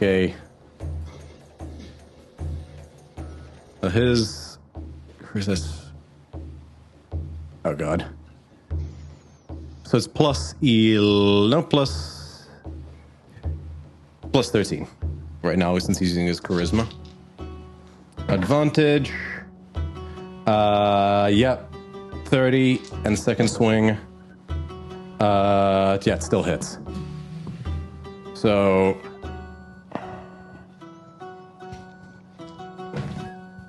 6 plus 7 on the first one, and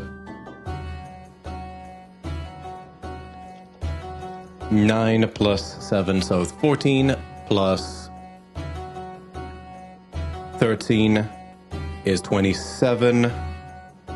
And let me just double check. Nope.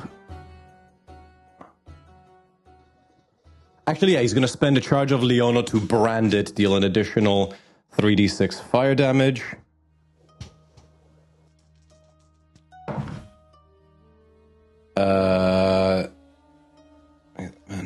32, 34, 38.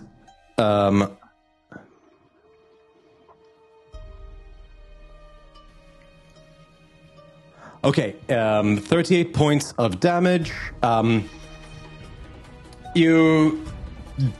Those of you familiar with fiends note that this thing should be resistant to fire. It doesn't seem to be resistant to the fire that Dark Souls just dealt. However, whilst it's branded, anyone who deals fire damage to it can re-roll 1s or 2s, but must use the new roll. And that lasts for a minute. Sorry, y'all, a lot of math. Helida, your turn. Okay.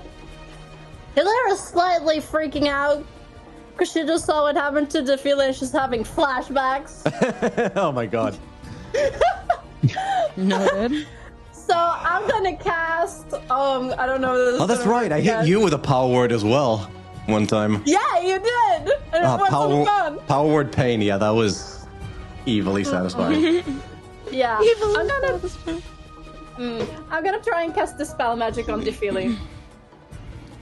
Let me double check. That very well could work. I'd just like to read the Okay. encounter as a power it's done. You know. I mean, yeah, it's a spell and it's continuously affecting you. It's not like Feeble Mind that just makes a permanent effect. So yeah, make a. What level are you casting? Are you upcasting it or? Well, I don't think I would know No, you what wouldn't. level the power words are. So I'm just gonna do. Yeah, you can do base. Yeah. Yeah, I'm just gonna do base level, so I have to roll for it. Yep. Okay, come on, come on! That was outside of the box. That is a 17 plus 5? So Yeah. 20. 17 total would have been one shy of it. Yeah, Dispel Magic takes effect. Vroom! Defeat, your mental faculties come back to you. Or I guess you're not stunned anymore. Kill Perfect. them all! How gladly. are you doing? I think she's gonna shake off the feeling of being stunned and go, "Oh, thank you, darling." And then she's gonna just crack her neck, and you see her neck almost cracks too far Yeah. as then she whips back up again. Okay. And then I'm just gonna. Why do I picture Helena going, oh man, that sounded good. Now I have to do my neck. Ah, my neck. I'm just gonna move over here. And that's my turn. All right. Tobias, it's your turn. All right, I'm gonna take a swing at the Hezrao next to me. Perfect. Go for it. He's looking quite rough. Perfect. In that case, I might as well do. Well, he's on the ground, so I've already got advantage. Yeah, because Defili hasn't taken her turn yet. Fantastic. So that is a 16 plus 11 to hit. Yeah. And that'll be 2d8, because I realized I've been rolling that wrong. This whole time? 14 damage on the first hit. Yeah, D&D Beyond has it as buddy. 1d8, and I'm like, Tell you what, how many? You've made roll an extra 4d8 just to account for the extra, I'll do that in. He knows with your rolls, it's not going to be anything crazy, so. Doesn't matter. Yeah, that's an extra 12 actually, so that's not terrible. No. They all would have been 1s to 2s anyway. So that hits that guy. And then I'm going to use my... I've got a thing so I can take an extra attack to hit somebody within 5 feet of me. So I'm going to hit the guy behind me as long as it's a different target. Yeah. And that's, again, 16 plus 11 plus a that'll d4. Hit. And that will be another 2d8. So that's 7. So that's 8 plus 10. So that'd be a 18 on that guy. And then I'll make my final attack on the first Hezru again as I bring it back around and smash him. And that'll be 12 plus 11 plus 2. So 20, 23, 24, 25 to hit. And How do you want to do this? So he smashes that one, brings it back, smashes the other guy on the ground, and then brings it back down and just crushes in this guy's skull with the keg. Absolutely Nice. caves in its head, and it is gone. Defili, it is your turn. Because they're all still prone until the end of this turn, I think she's gonna look over. Which one was it that powered stunned her? The Globrezu. Big guy. The big guy? Is that the one right in The front of me? lobster dude with the claws. Oh, him. Mm-hmm. I think she's gonna kind of like half shoot a glance down at the one next to her and be like, oh. And instead she's gonna like narrow her eyes at him. Yeah. And she's just gonna like raise her hand and then kind of point and then like kind of snap it up into like a claw shape as she casts Hemorrhage. Oh. So I need to make a Constitution saving throw. Okay. Has advantage. That would be 20. Was an 8, 27. 27? Yeah. Motherfucker. So I'm just going to take half damage, but that's such a shame. I wanted it to fail. Oh well. Basically, she starts to try and thin and agitate the blood inside the creature. But instead he's just going to take 48 damage instead of basically having an increased damage given by you guys. But oh well, sorry about that, lads. 48.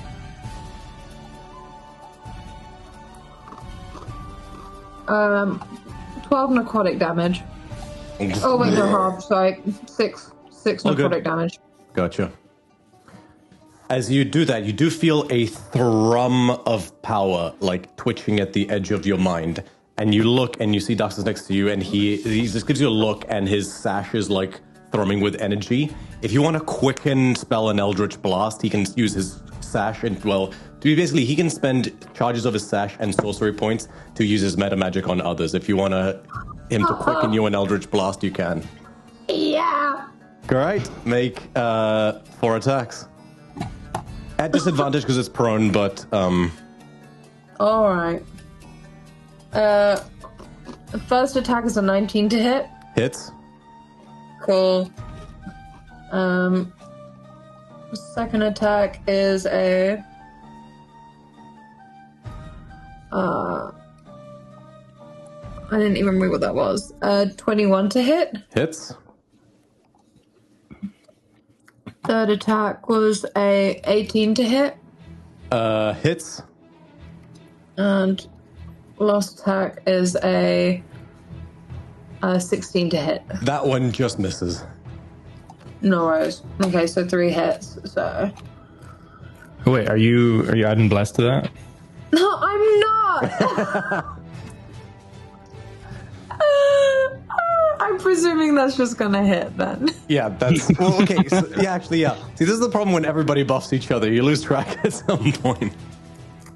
Okay, 7 plus 7 plus 14, 19, 28. 28 force damage. 28 force damage total. How do you want to do this? Nice. I think as she basically as she felt him resist thinning his blood, she's just gonna kind of tilt her head to the side again and go, oh. And then as soon as Daxos basically gestures to her that he's giving her this, she's like, oh, how sweet. I think she's not even gonna pay attention, and she's probably just gonna like basically flick her hand forward. She's not even gonna look as she just kind of like clicks and just throws the Eldritch Blast at him and then leans over and gives Daxos a kiss and goes, thank you, darling. Anytime. And yeah, just this thing on the ground riding, and then just does not rise and already begins melting away. Delicious. They can now all take reactions and rise. Cool. It is Jason's turn. So, of the two, which looks most fucked up, if any? The Nalfeshni, but not by much. They both look pretty fucked up. Sweet. The one who is still in front, because the other one's just next to the boiling water, like not next to anyone. Oh, there's no boiling water. That all spilled on the ground. I just can't edit the map. No, I know it is, but like where he is, like he's basically just vibing by himself. He's a soldiers have like scampered off and are hiding at this point. They are not well. Slightly scalded. Slightly scalded. Hilary, you're closest, so you would hear, and I hope this comes through because sometimes it doesn't. You would hear, Jason say to you, "It's time to end this quickly." As it goes forward, and you see this huge, what his pike was before that looked like a tree bark, this actually just looks like a tree with the enlarge spell.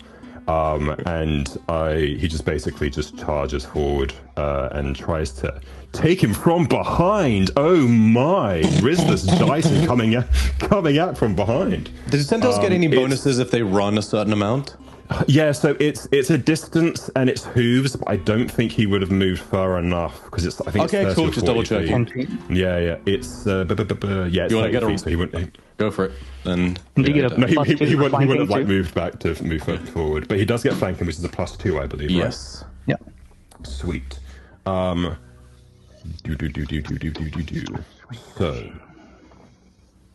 that's going to be a.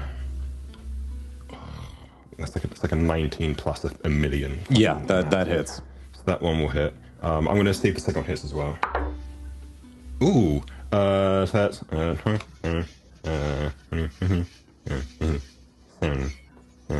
18 total to hit. 18 total just hits. Okay, fantastic. So both of these will hit. So first one is 9 points of piercing damage. Second one is 10 points of piercing damage. So 19 total. Okay. Give me 2 seconds.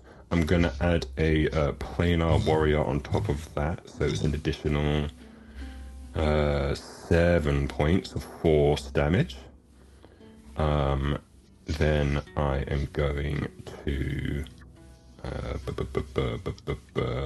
action surge and do the thing again. Additional 7 force, yeah? Additional 7 force damage, yeah. Go for How's it. he looking? Yeah, he's looking quite rough, but you'll need to do a decent chunk of damage too. Similar thing again, just like big tree back and smacking straight through behind. Have you been adding the extra D4 for enlarge? I have not. Thank you for reminding me. No problem. I forgot what it feels to be this large. There's 4. Thank you very much. So an additional 4. You rolled twice? No, so that was a 4. It's per attack, isn't it?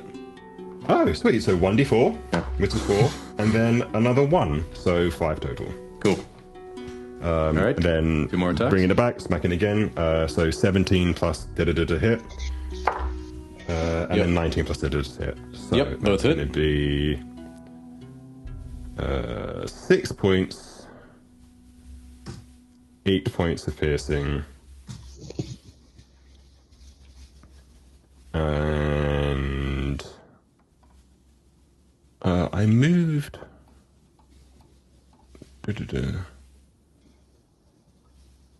So I did move here. Let me have a quick look at movement speed. So I moved 5 foot, 10 foot. 10. Oh, actually, no, sorry. I'm going to move around him. Mm-hmm. So you guys just see this massive centaur just walking from behind. Any extra damage? No extra damage. However, I am. Did you do the D4s? Oh, you're right. I'm so sorry. 4, 2, so 6 total. Okay. It's looking very rough, but it is not dead. And then I'm going to look to Defeely, and you hear him say again, Remind me never to get on your bad side. and I'm going to bait and switch. So we are going to just briefly swap ways. Effectively, we're swapping positions, but we both have a +1 to our AC. It's not a lot, but it's something. Alrighty. Adrastos, it is your turn. Awesome.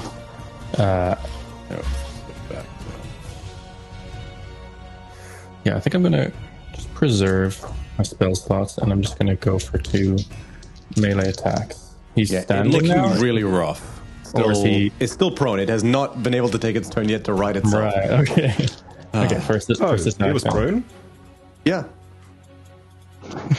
I wasn't. Moving on. Jesus. All right. It's a 28 to hit. So Hits. it's gonna do 15 slashing and 5 radiant. 15 slashing and 5 radiant. How do you want to do this? Awesome. I'm gonna kind of sort of resting on my standard, kind of look down at this fiend, kind of say,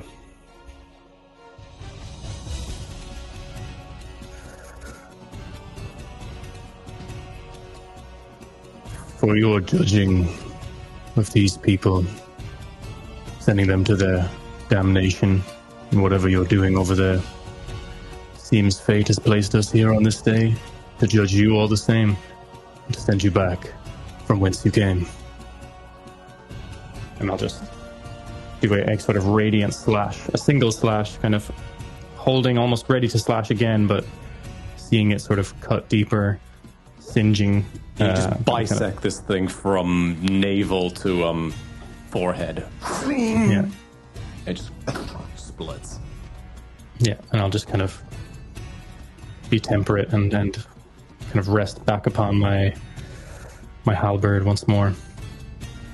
And yeah, I think that'll be my turn. I'll probably just move. There's still one guy left, right? I'm just Yeah. gonna take my full. I have 40, Cool. so that is 8 squares. Very good. Paulina, it is your turn. Alrighty, and I'm going to gonna activate my boots, see which direction, right, and I will get up in the air, and I'll be like up over their heads a little bit. And with my bonus action to this creature, I just say, your grotesque souls getting ferried next. And Nice. that is unsettling words. And I am rolling. Ooh, bitch. Alright, they have to take 9 from their next saving throw before the start of my next turn. And spells. And then with my action, I will throw an Eldritch Blast at it, because why the hell not? That's gonna miss with like a 13, I think. 13 does miss. Alrighty, that's fine. And that's my turn. Okay. Daxos' turn. Actually, no, it's the Hezru's turn. So it's gonna right itself up. And it's gonna just 5, 10... What's its movement speed?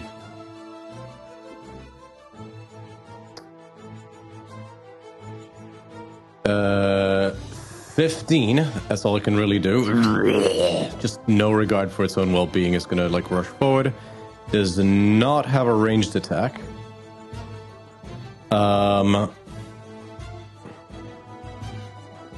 It's just gonna pick up like it's not really like an action it can take. It's gonna pick up one rock and try to throw it. So disadvantage. 19 to hit, Paulina.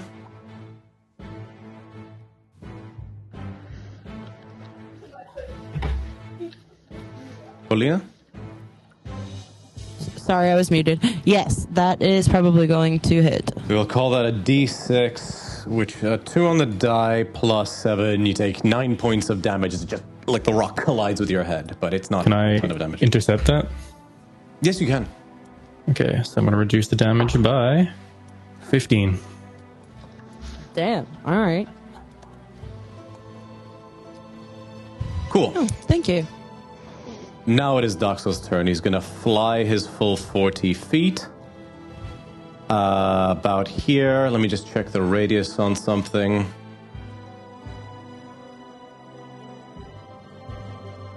Yeah, he's just going to do it over here just to be safe. But basically, Quicken Spell drops a fireball at his feet.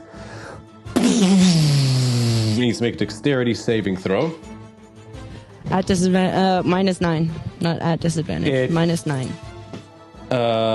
Okay, well, it rolled shit, so it doesn't matter.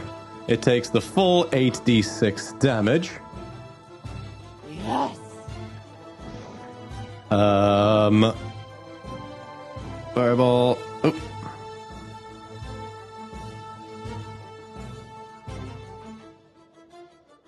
And 34 points of fire damage, and again, Elemental Adept, it's not resistant to that. And because he quickened it, he still has his attack action and Tasha's otherworldly guys. Actually, so you watch as basically the flames die down at like this massive explosion, and he's just unharmed because he's immune to fire right now because of Tasha's, and then he's just going to take 2 swings with his hammer. First swing, that is a natural 18. Second swing, that is a natural 16. Both hit. 2d6 plus...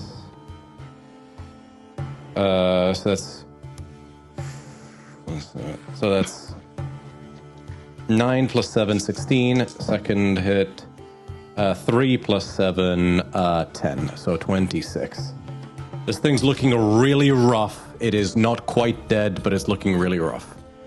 Hilira, it is your turn. Okay. I'm just gonna skip over. And I'm gonna boop him on the nose, inflict wounds. Okay, make an attack roll. Okay, please, dice. 16.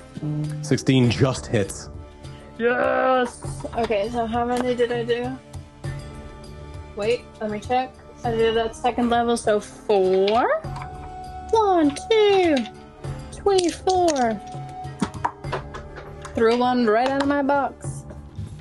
Ooh, that's a bit shitty.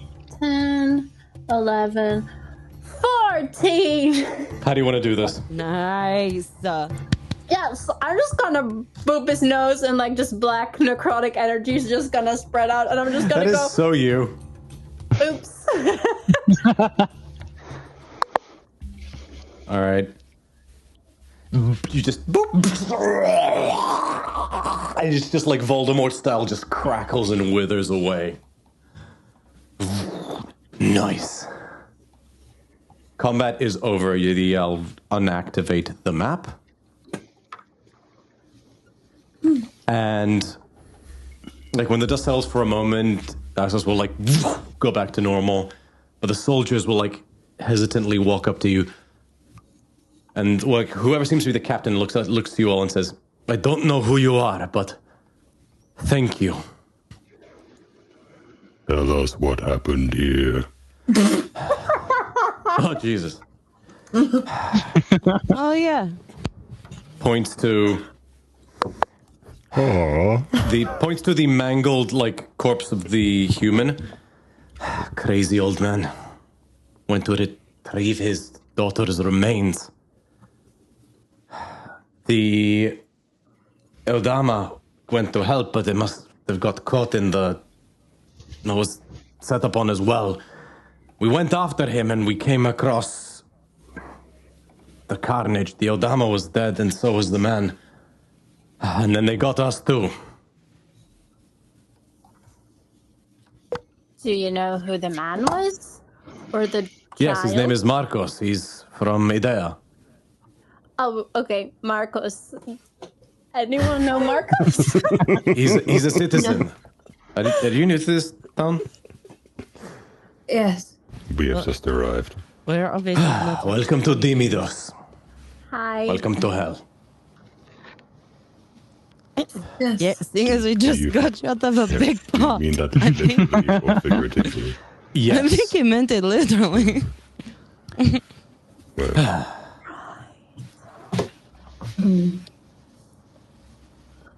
Well, I suppose we're coming with you then to wherever you're living and situated. Yes, come to Idea. King Cepheus will want to meet you.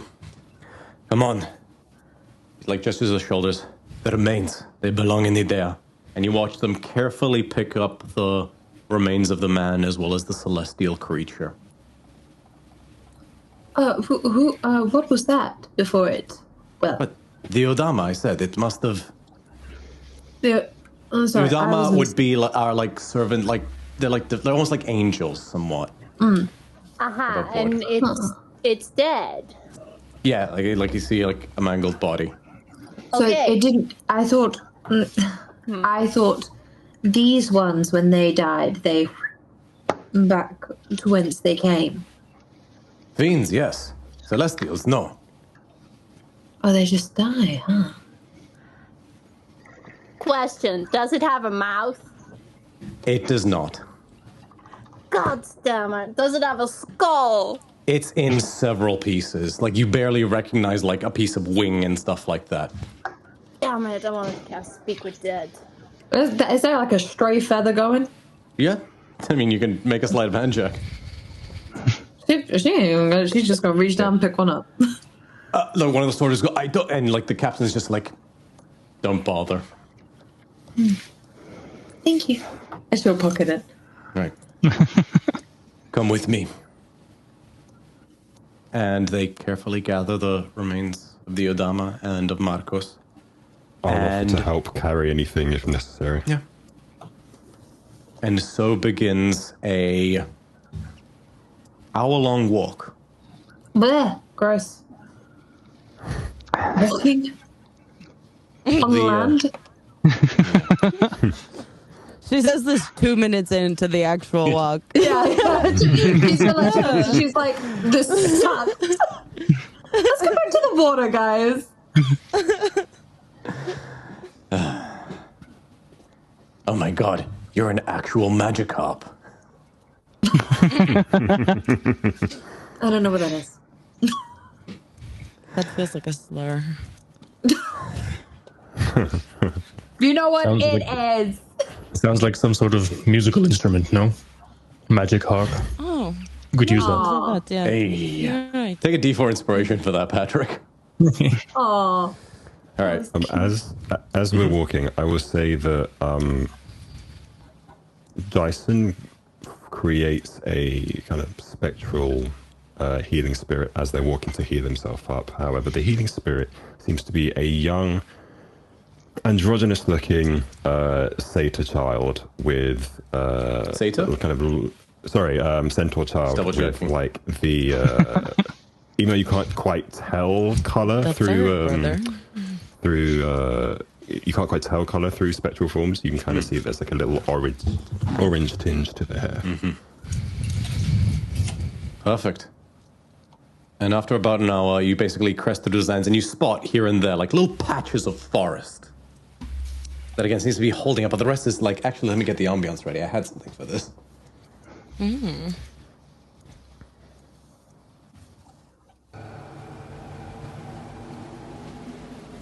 Just a cursed desert wasteland.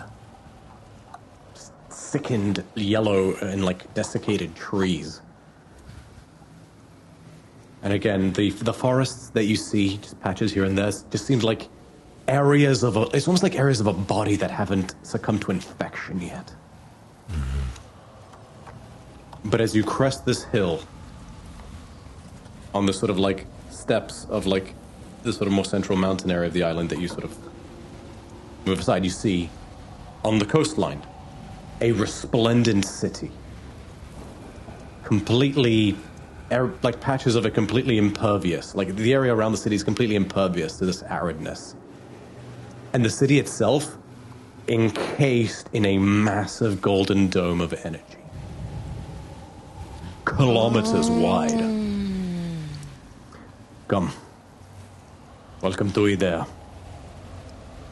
What magic is the part here? The magic of You King feel it? Cepheus. You watch as like a flock of those vrocs like try to like fly at the dome. You see this from a distance, and they just just are like atomized against the dome, like reflected off, and they like and they just like fly away.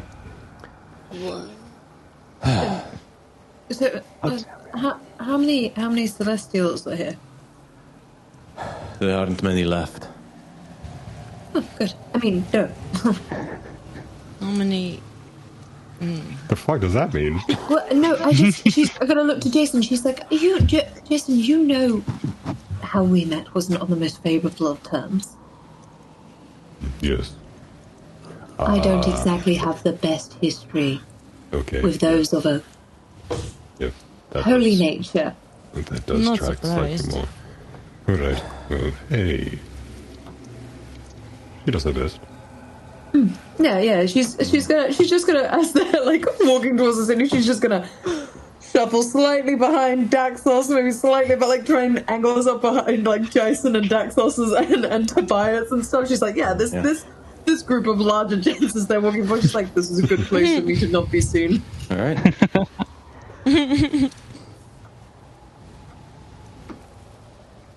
You guys arrive at the gates, and the dome is shimmering. You see now that the walls of the city have spires that are like each like about 100 feet apart, and each one has a golden crystal that seems to be like emitting a radiance that is like contributing to this that is creating this dome. The captain walks up. Dymidos! And you see, like, just emerging from the ramparts, a, like, 9-foot-tall beast of a man, like, helm completely encasing his face, on the back of a winged bull, and just, like, holding a, like, jagged mace of, like, silvery iron aloft. Who are these strangers, Captain? I think they're from the mainland. They saved my men. I seek an audience with the king.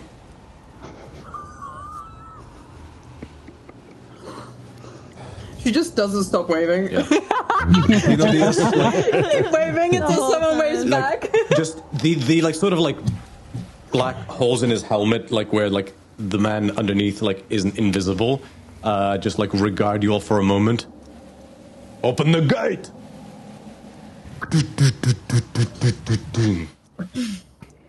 And you all walk inside.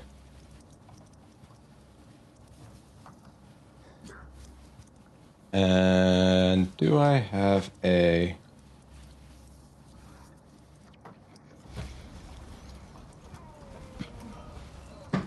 Nope, that is a little more melodramatic that what I meant, but you basically... What's this one again? Nope, never mind. I gotta label these. You walk, and but you do see like a quasi like. This is clearly a city like this like. It is a grimmer environment than you're used to. There are no children playing. There are children playing in the streets, but as soon as you get close, they scamper off. The people sort of like are hard in the face, and they sort of regard you with cold eyes. But nonetheless, you keep walking. Captain escorts you.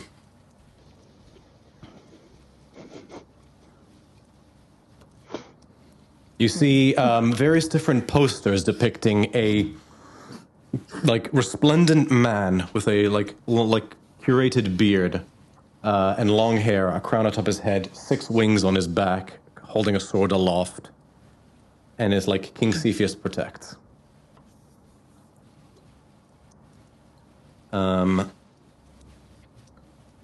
keep going, and once or twice you are like other guards come to you, but like the captain like of the soldiers explains things to you. I'll describe as well. These soldiers are wearing like bronze armor with these like short red cloaks, and it's like a real carmine deep red. And on their shields is emblazoned the red field with the 4 white wings, which is the crest of the city-state of Idea and the island nation of Dymidos. And you're led to the citadel, the Radiant Citadel. Oh no. This great big palace with towering spires. The captain of the guard speaks for a moment to like one of the other guards before they nod. They send word inside. You're left waiting there for maybe 10 minutes at most before the doors open and you are bidden to enter inside.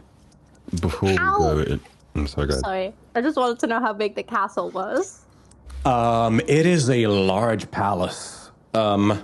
Like, not quite Red Keep, but, okay, Red Keep's a bit ridiculous. About 2/3 the size of the Red Keep from Game of Thrones.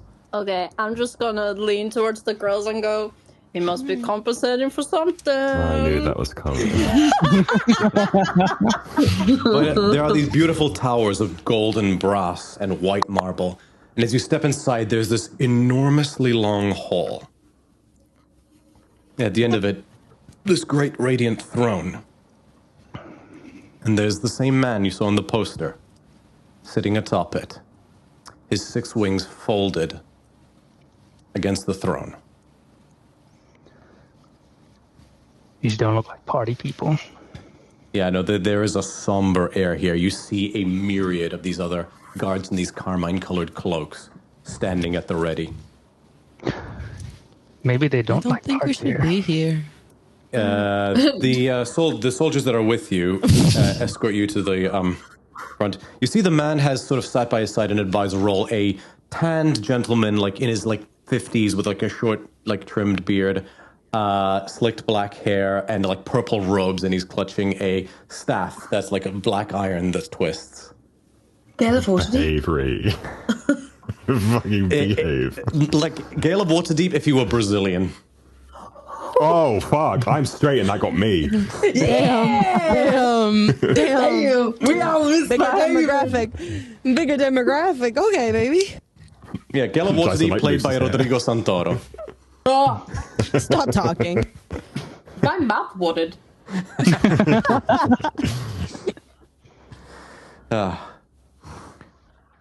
King Cepheus.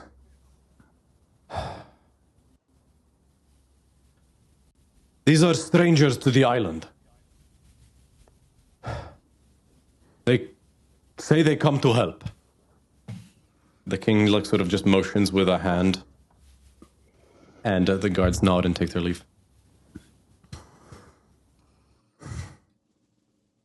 Welcome to Idea. I'm sorry we are not meeting under more benevolent circumstances where I can welcome you with open arms into this paradise island. How did you find us? Why have you come?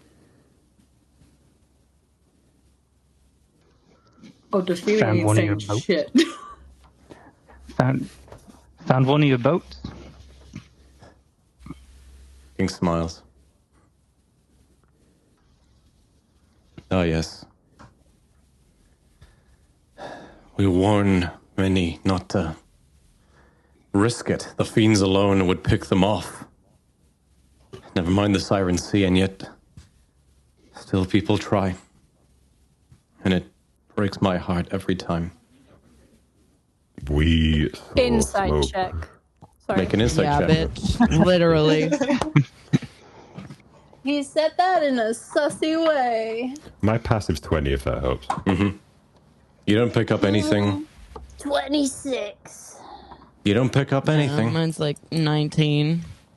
Man's like big time celestial, baby. We ain't gonna see shit. His wisdom gonna be so high. Lucky for y'all, I inherently trust no one. We saw some black smoke and we decided to investigate. It wasn't until we arrived that we saw the number of fiends about to feed upon your men.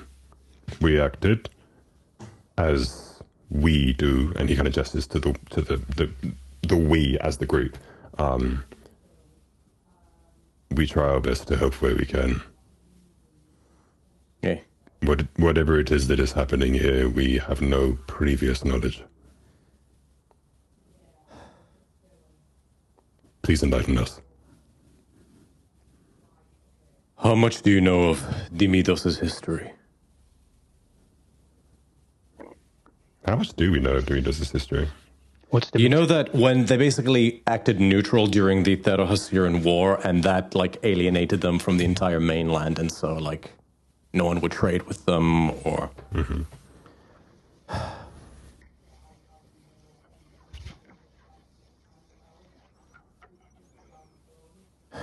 Well, you explained that to him, and he's like, Yeah.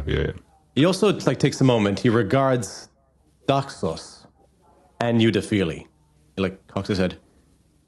Half-nymphs. Interesting. Maybe we should have glamored you.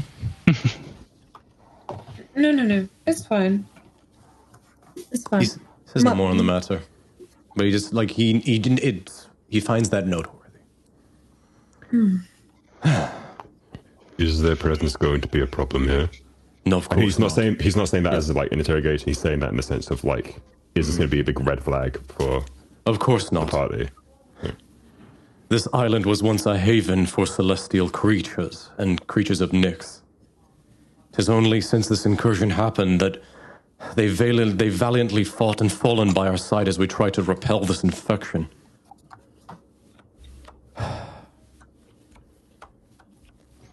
"15 years ago, an Archon invaded the island. You all know Archons. They are alien celestials from a land beyond the mountains to the north. They came as invaders to Theros, and they issued in what was called the Age of Trax. The modern Age of Theros was started when, among others, like heroes across the mortal realm, rose to beat them back. Two of them, Kineos and Tiro, I can't remember, like that, something like that, would go on to, who slew the Archon Agonomenax, would go on to found out of his, capital city, the polis of Merethes. The Archons were scattered to the four winds at the end of the Age of Trax, although some still remain here and there, unknown, until they reveal themselves. When the Archon and his forces came to Dymidos, we fought fiercely to defend ourselves, side by side with the wondrous creatures of Nyx that have come to call this island home. For a long time we held strong against the invaders, but abandoned by the rest of Theros without any aid or reinforcement, we eventually started to lose ground. We never lost hope, at least not until they took Kalenia. Kalenia, Is goddess of flowers. Yeah, you know that name. Kalenia would be a lesser idol, again, similar to Chimeros or Scylla. Kalenia, goddess of flowers. She was the patron of this island. It was her power that allowed us to stand against the Archon and its fiendish minions. But one day the Archon unveiled a new weapon, the Crown of Elengos. With it, Kalenia's mind and the mind of every Nyx-born creature that calls this paradise their home became slave to its will.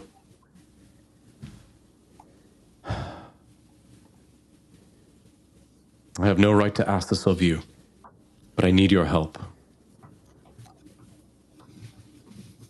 you do not need to ask it. We are giving it freely.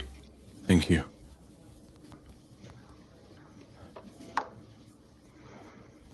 If you can return Kalenia to us, she can return to our aid, and we may finally start to hopefully turn the tide. My power alone is not enough. If you can defeat her physical form, she will regenerate, free of the crown's influence. If you call this an infection, and its only cure is to return this to you, consider it done. Destroy her physical form, and she will resurrect anew.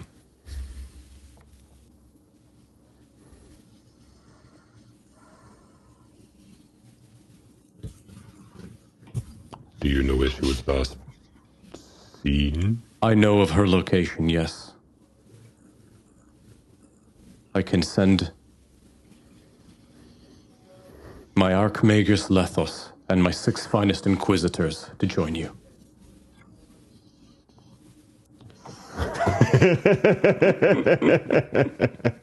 Does the feeling have a familiar? Not anymore. Like Damn it.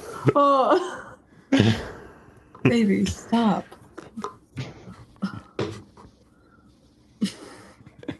Dax was like, Divili, I think this belongs to somebody. You can't just take this cat from this place. I think it has a home and stuff. You can take it if you want. Putting it in her bag. What?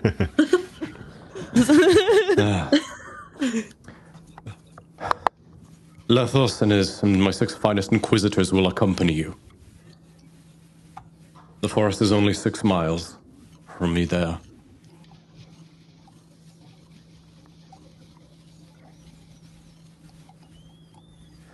The Magus Brazilian Gale rises. Lethos, at your service. Gair. Nice. Jesus. Hello, I am Gael. Please allow me to escort you. Gardenia, come with me. Come, fly with me.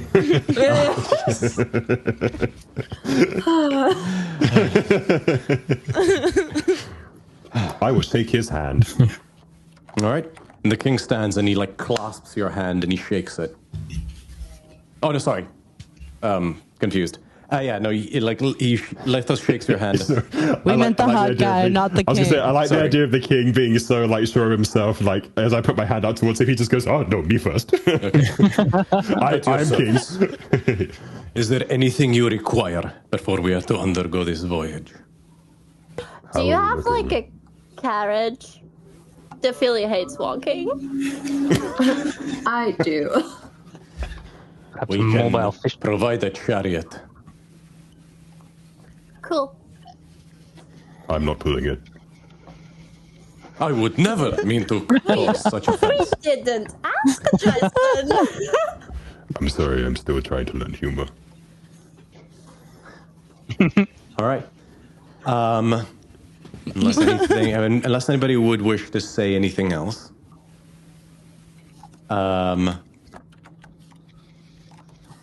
You wordlessly exit the citadel, and the king, for all our sakes, good luck. Please bring her home.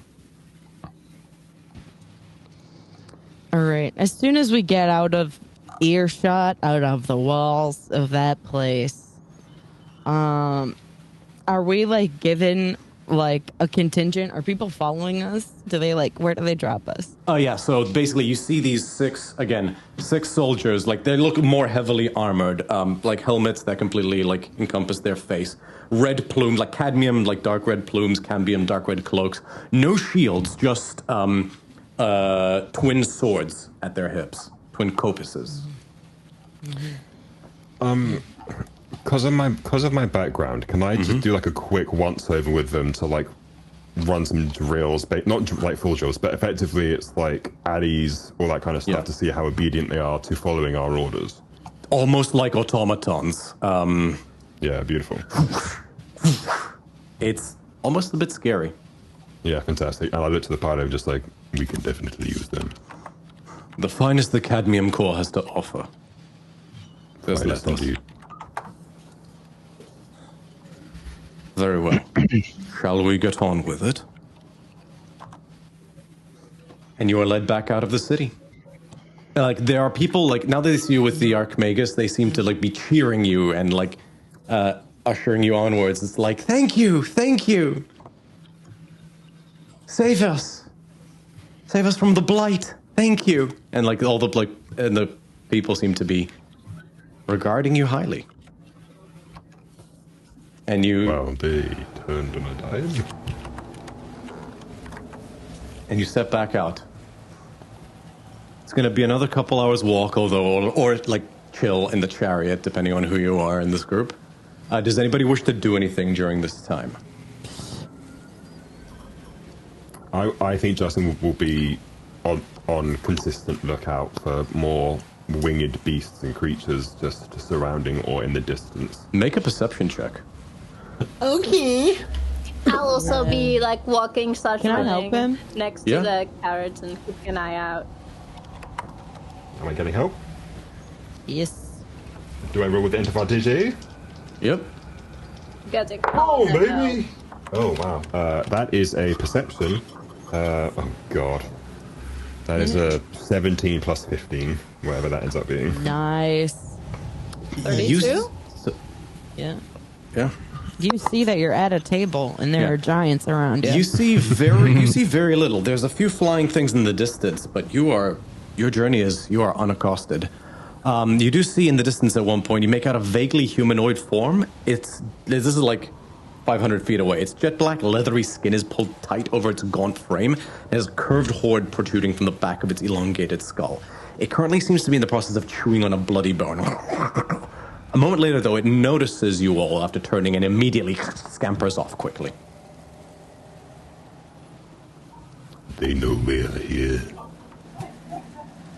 All right, but so like, how far away are the people from this town? How far away are the guards? Are they like walking like 30 Oh, they're feet back walking when in you're like talking? formation with you guys in like a 6x6 on Yeah. either, like is in like at the front of you guys being led by Letos. Yeah, pretty much. Okay, cool. So I'll just sort of like lean over to Joyce and be like, so like that is the kind of stuff that I understand and I expect here. You want to know what the kind of things that I don't understand and don't expect here? A demure, soft, six-winged king who says, "Oh, my heart is broken and I am all these soft and nice things." Bro, your people were in a pot when we rocked up to this rock. If he's as powerful as he seems, what the fuck is going on here? Maybe his His name is power has Dyson, right? limited range. Daxo said, like, not necessarily believing it, just like he just throws that out there. But you're saying your name is Maybe. Jason, right?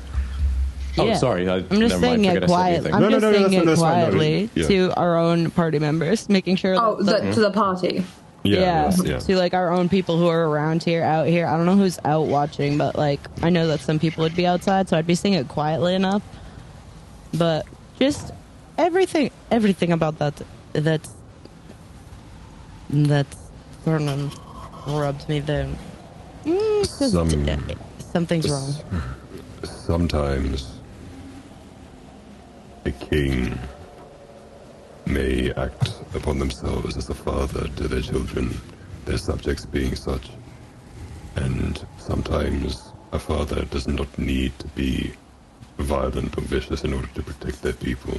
Sometimes the best course of action they can have is to keep as many as they can safe with the skills that they have. And he kind of looks up at the gold arch. That would be behind you guys at this point. Sorry, just Yeah, that's what I mean, yeah. Yeah. And he kind of looks at the arch and goes, They are safe for now. That is probably as much as he can do. We do not know how much of his power it takes to maintain that. Well, what I do know is that people who are more powerful than you don't ever do the dirty work themselves. And she's looking at her own tattoos of tentacles that are wrapped around her.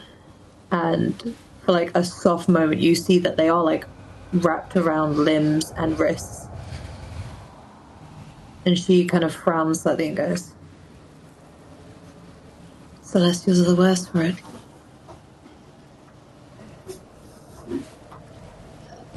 That's what I'm afraid of. What we are to continue with this metaphor. Sure, not all fathers need to be violent, but this is a father that has made his home on the outskirts of hell. I am not looking for a gardener abutting a war. And now, why are we rescuing? What are we doing with? And he's looking for flowers.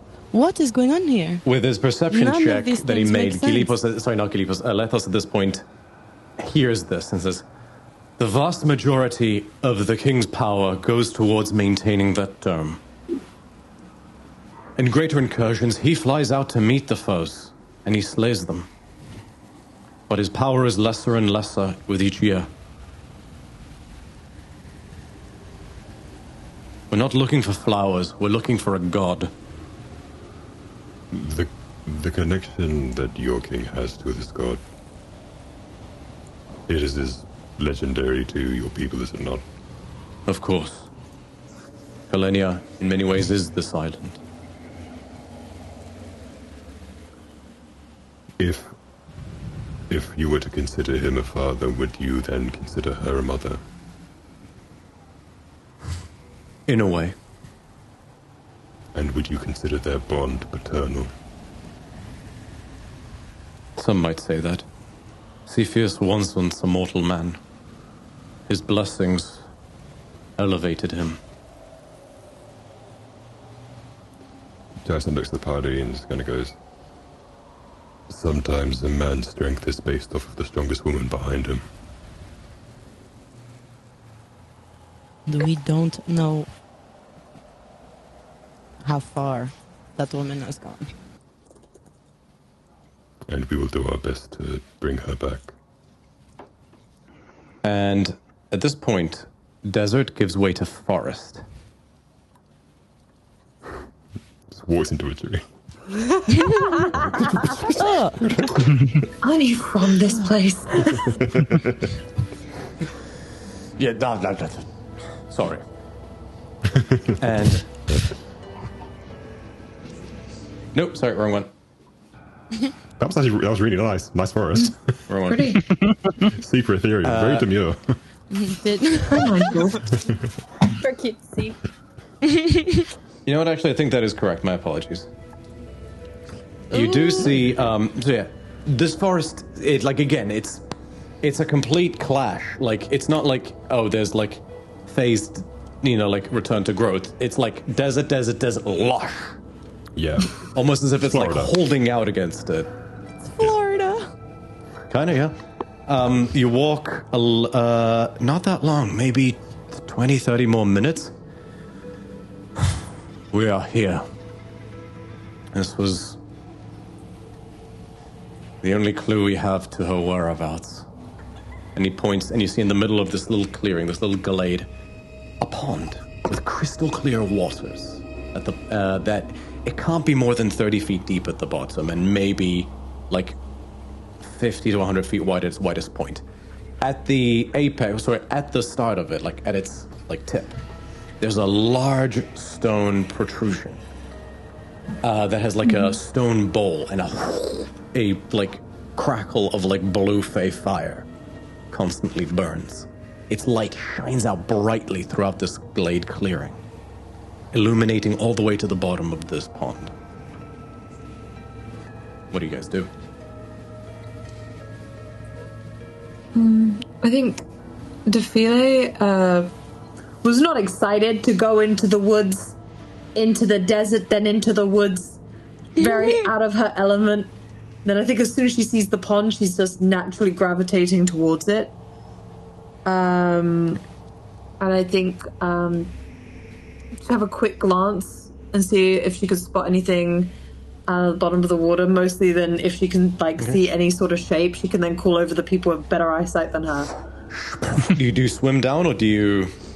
I was going to look in first. Okay, sorry, no, you look in, sorry.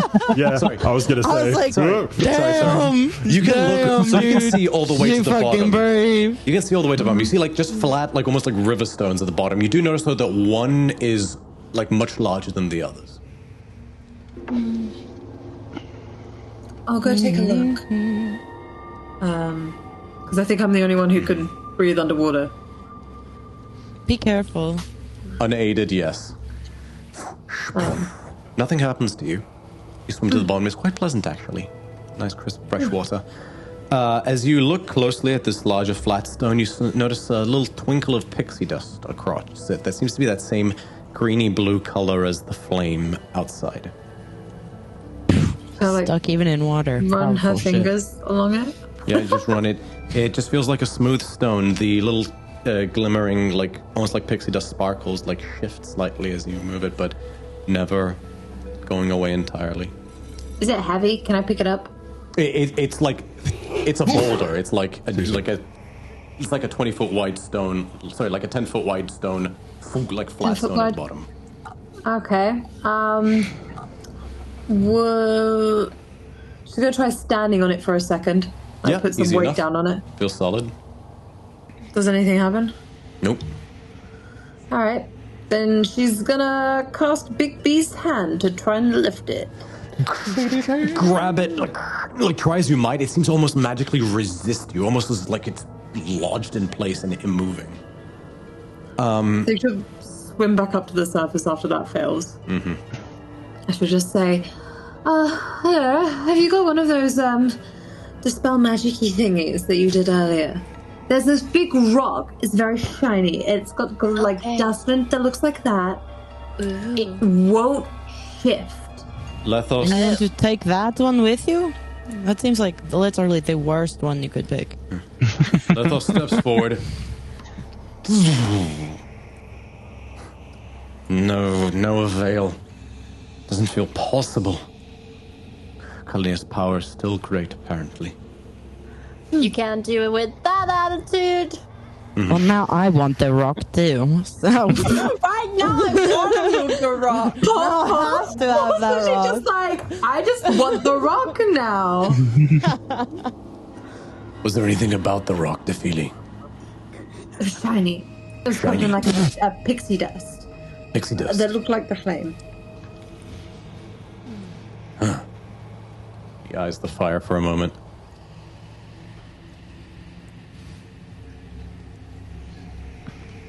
Isn't Fey fire supposed to burn underwater, or is that something else? This isn't Fey fire. Ow, fuck. Well, it burns me, which is a surprise.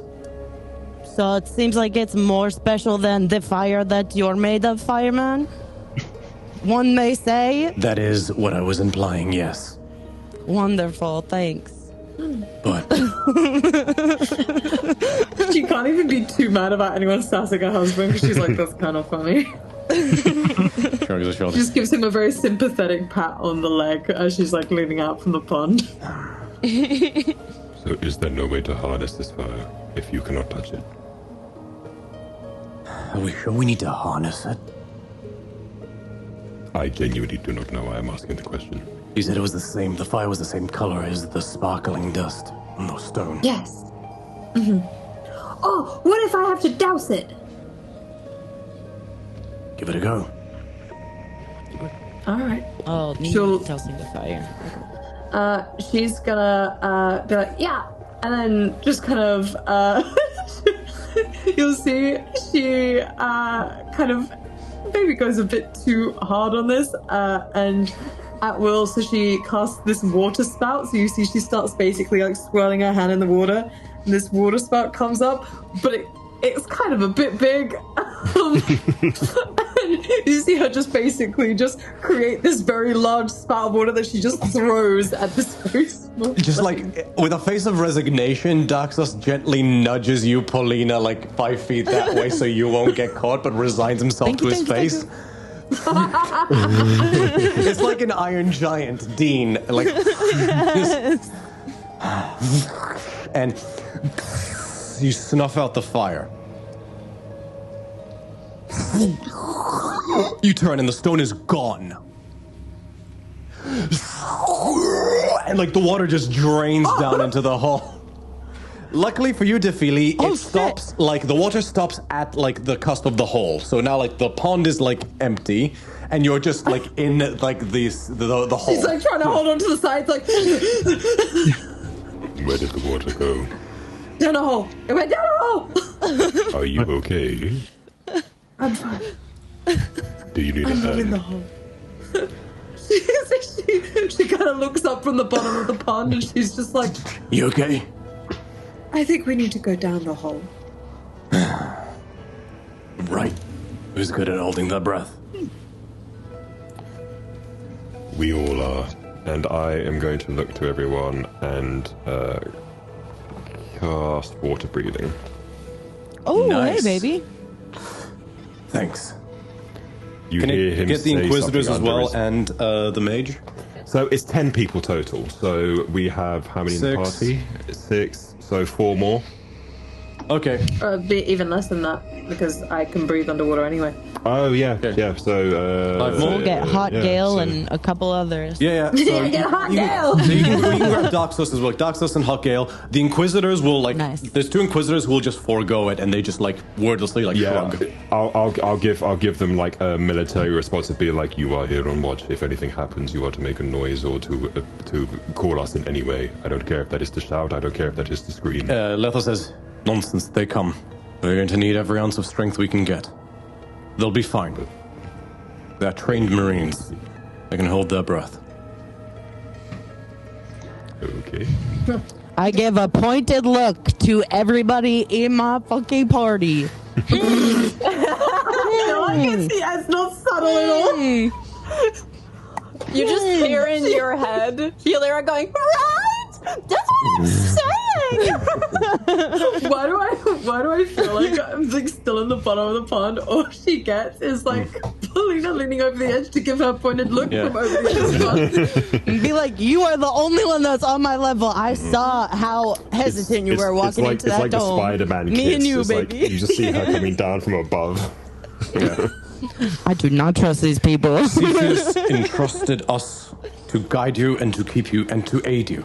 We intend to do that.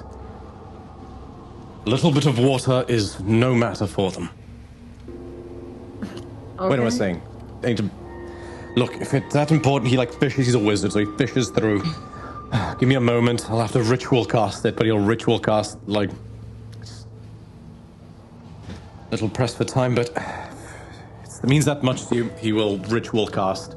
Takes him 10 minutes or like 11 minutes or so, but he'll ritual cast water breathing on the remaining remaining Cadmian core Inquisitors. Dyson kind of like lowers his head sadly. It's like, oh, and then starts walking down.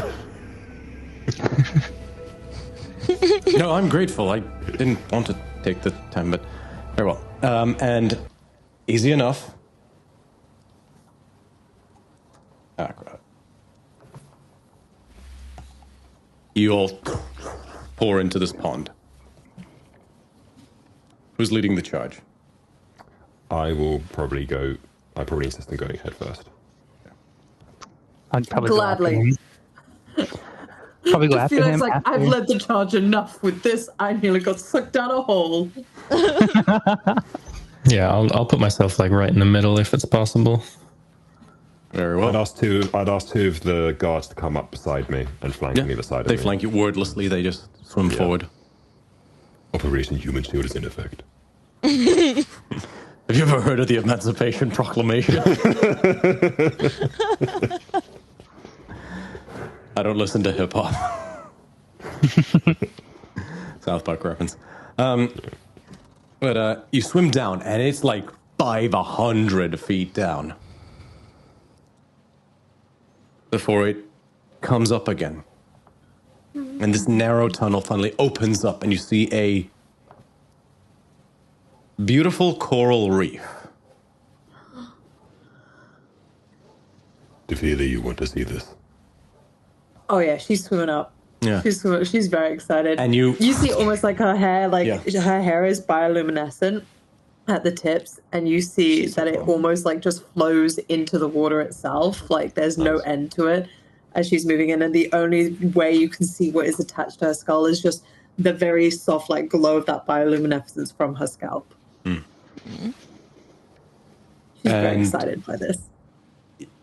this beautiful reef has, like, as you swim up, you crest the water and you see a slight elevation and you see like this large cavern is covered with roots and vines that seem to have like these, like, they seem to be fighting against, almost like fighting against the withering of the cracked earth.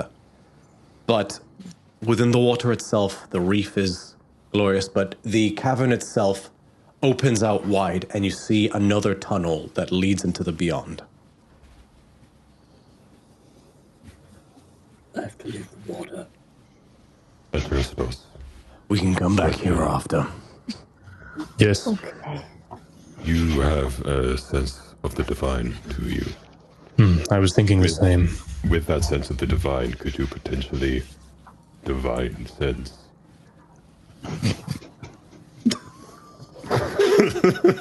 I'll do my best. I don't quite know what you mean, but I'll try. Yeah. So it'll only work for, I think, 2 turns. But I suppose where our vision ends, I might try and use it. You feel a pulse at the edge of your senses back in the water. Behind us. Yeah. And you dive and swim down, and you just uncovering some of the kelp. You see the bones of a long-forgotten sea creature of some kind. It seemed to be almost fox-like in nature. Like it's like a fox skull, but it's like a sea serpent leviathan's body.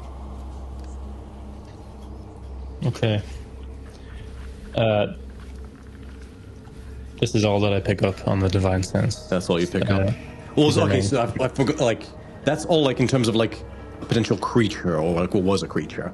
The air is generally buzzing with like mechanically Fey energy, even though Fey like Greek mythology, like get it, but like that kind of an energy. Awesome. Otherworldly. Okay. Yeah, we should get moving.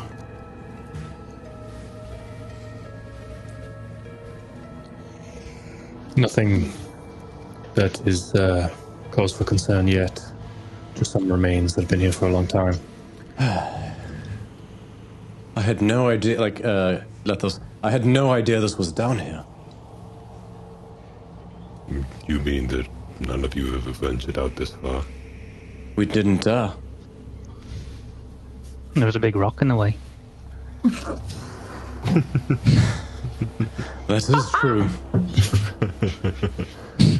That just like helps wise.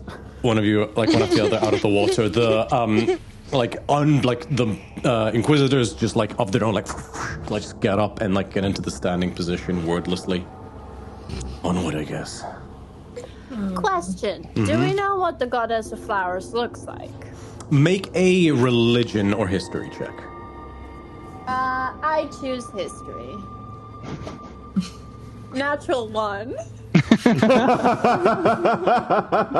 She's like, yeah, I totally know what she looks like.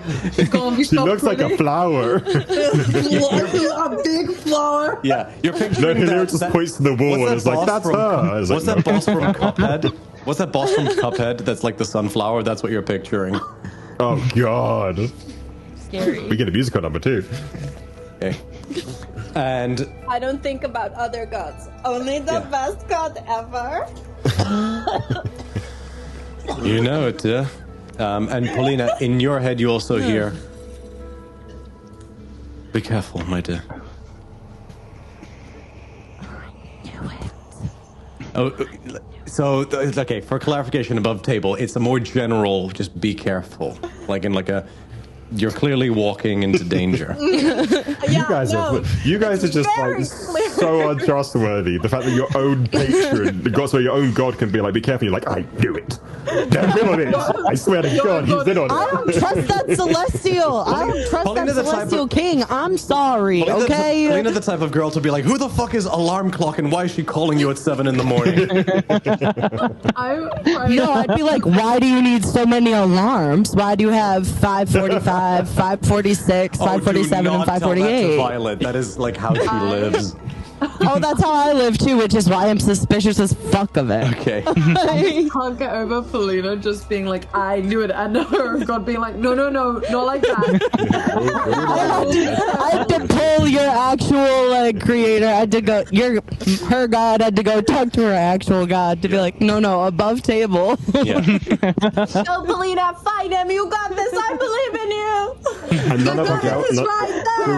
the rest of us hear it, so Paulina and Hilira are just like freaking out in the corner like cats. Just like, they've got the zoomies. Not long after, 10 minutes at most, and you feel the air get damp as more and more vines begin to root and tangle.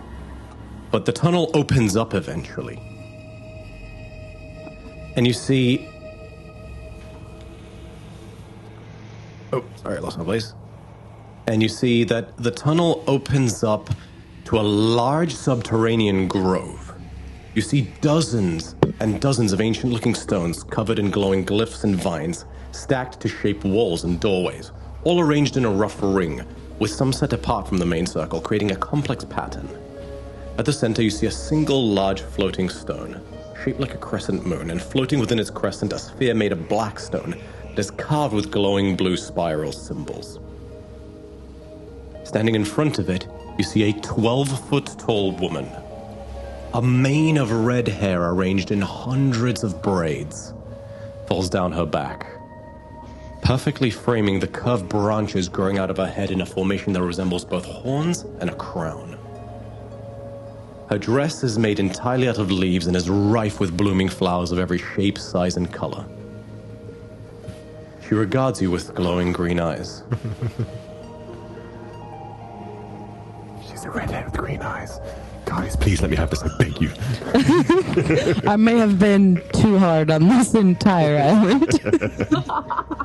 He kind of looks like a flower. You made a mistake coming here. Oh. And all of a sudden at once, all the blue glowing glyphs on the various stones turn red in an instant. She like screams like in anger and like feral anger, and these like vicious looking like 4 dryads emerge out of the rocks, crawling out from now this place will be your tomb. And that's where we'll end tonight's session. We push Jason. So No, Jason, you can fix him. I was going to say that before next session, like Jason will step forward because I was actually going to talk to the statue before anything happened. So yeah, Jason is 100% the closest. Yeah. I cannot get over the fact that Polina's just like, maybe I was too hard on this island. Honestly, I trust this way more than the Celestial King, to be honest. What this does confirm is no matter what happens, and this is from real life and fantasy, redheads with green eyes is just trouble. Just nothing but trouble. I'm gonna fuck around and find out, Scale. So join us next week as we go into whatever the fuck this is. Would you guys like to see the map as a sneak? Sorry, not next week, but join us next time. Would you guys like to see the map? Yeah.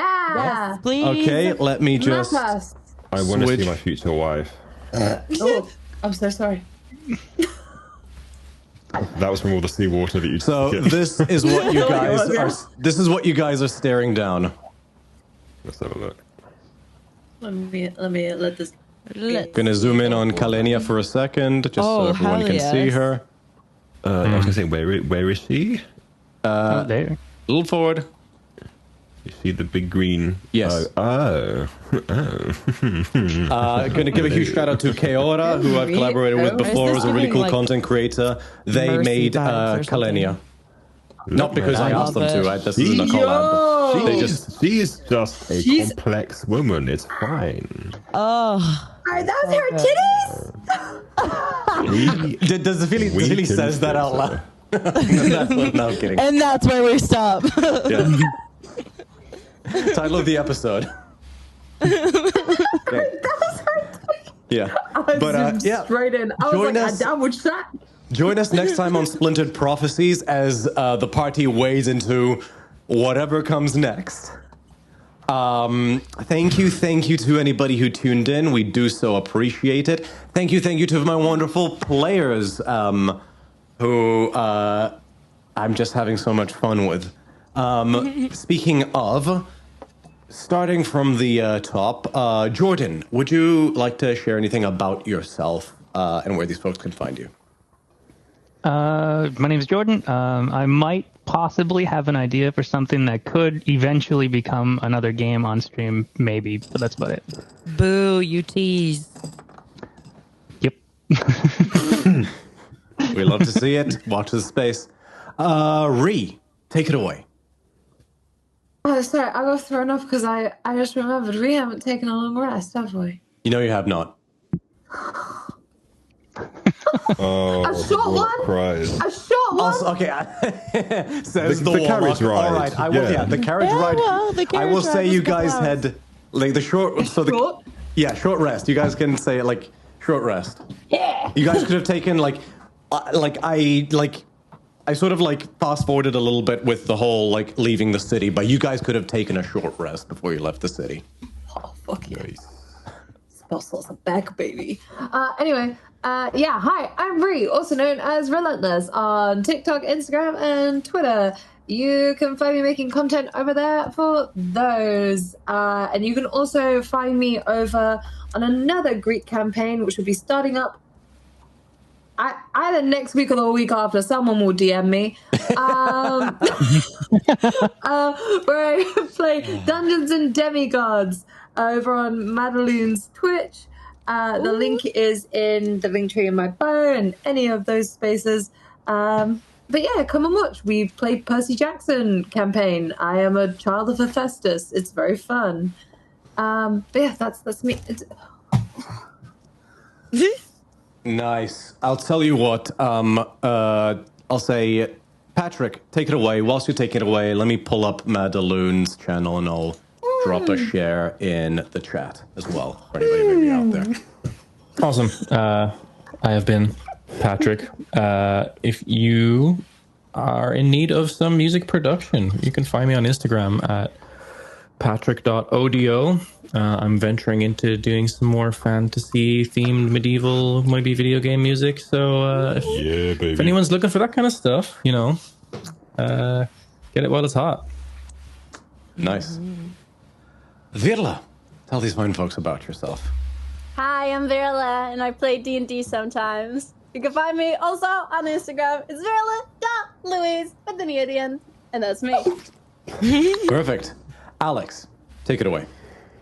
You can find me on the Clock app at XanderLeeVA, where I do voiceovers for a few things. I'm starting to put together my collage of D&D villains to do voices for, and starting tomorrow, I'm hopefully going to be filming something which will then come into fruition in the next week and a half. So, keep an eye on that. Awesome. Last but certainly not least, Hannah, tell these fine folks about yourself. Hello, I am Hannah, or Raging Babe. You guys can find me on Instagram or TikTok, or occasionally I play D&D, and hopefully within the next couple of months we will be venturing back into the world of Candela Obscura. Maybe we'll get lucky and do a couple of Halloween games or something like that. Yeah, baby. Nice. But yeah, that's where you'll find me. I haven't been itching to bring Brenton back. I know, man. Oh my god, I know. I've been missing y'all. Brenton fucking Orgreaves. That voice is a little bit hard on my throat, though. To go from Rizless Dyson to Rizful Felix I've been missing it so badly. Good. That is fair. And as for me, you can find all my cosplay content at Electrum_cosplay on Instagram, and all the show socials at DC30official on all platforms, including our own website. Still building it out, still working on it, but we'll get there eventually. DC30official.co.uk. And as always, if you like this content and you want to see more of it, join our Discord for all sorts of tips and tricks how to flavor your campaign for ancient Greece. Tokens and stuff that I post. I shared like the sea dragon that we never got to use from like the previous Splintered Prophecies random encounter, and all that and more over on the Discord. Go join it. And that brings us to the end for this evening. Watch this space. Stay tuned on social media for when we'll be announcing when the next Splintered Prophecies will take place. It's a little bit more fluid in that respect. But other than that, it's been an absolute pleasure, and take care. We are DC30. Bye.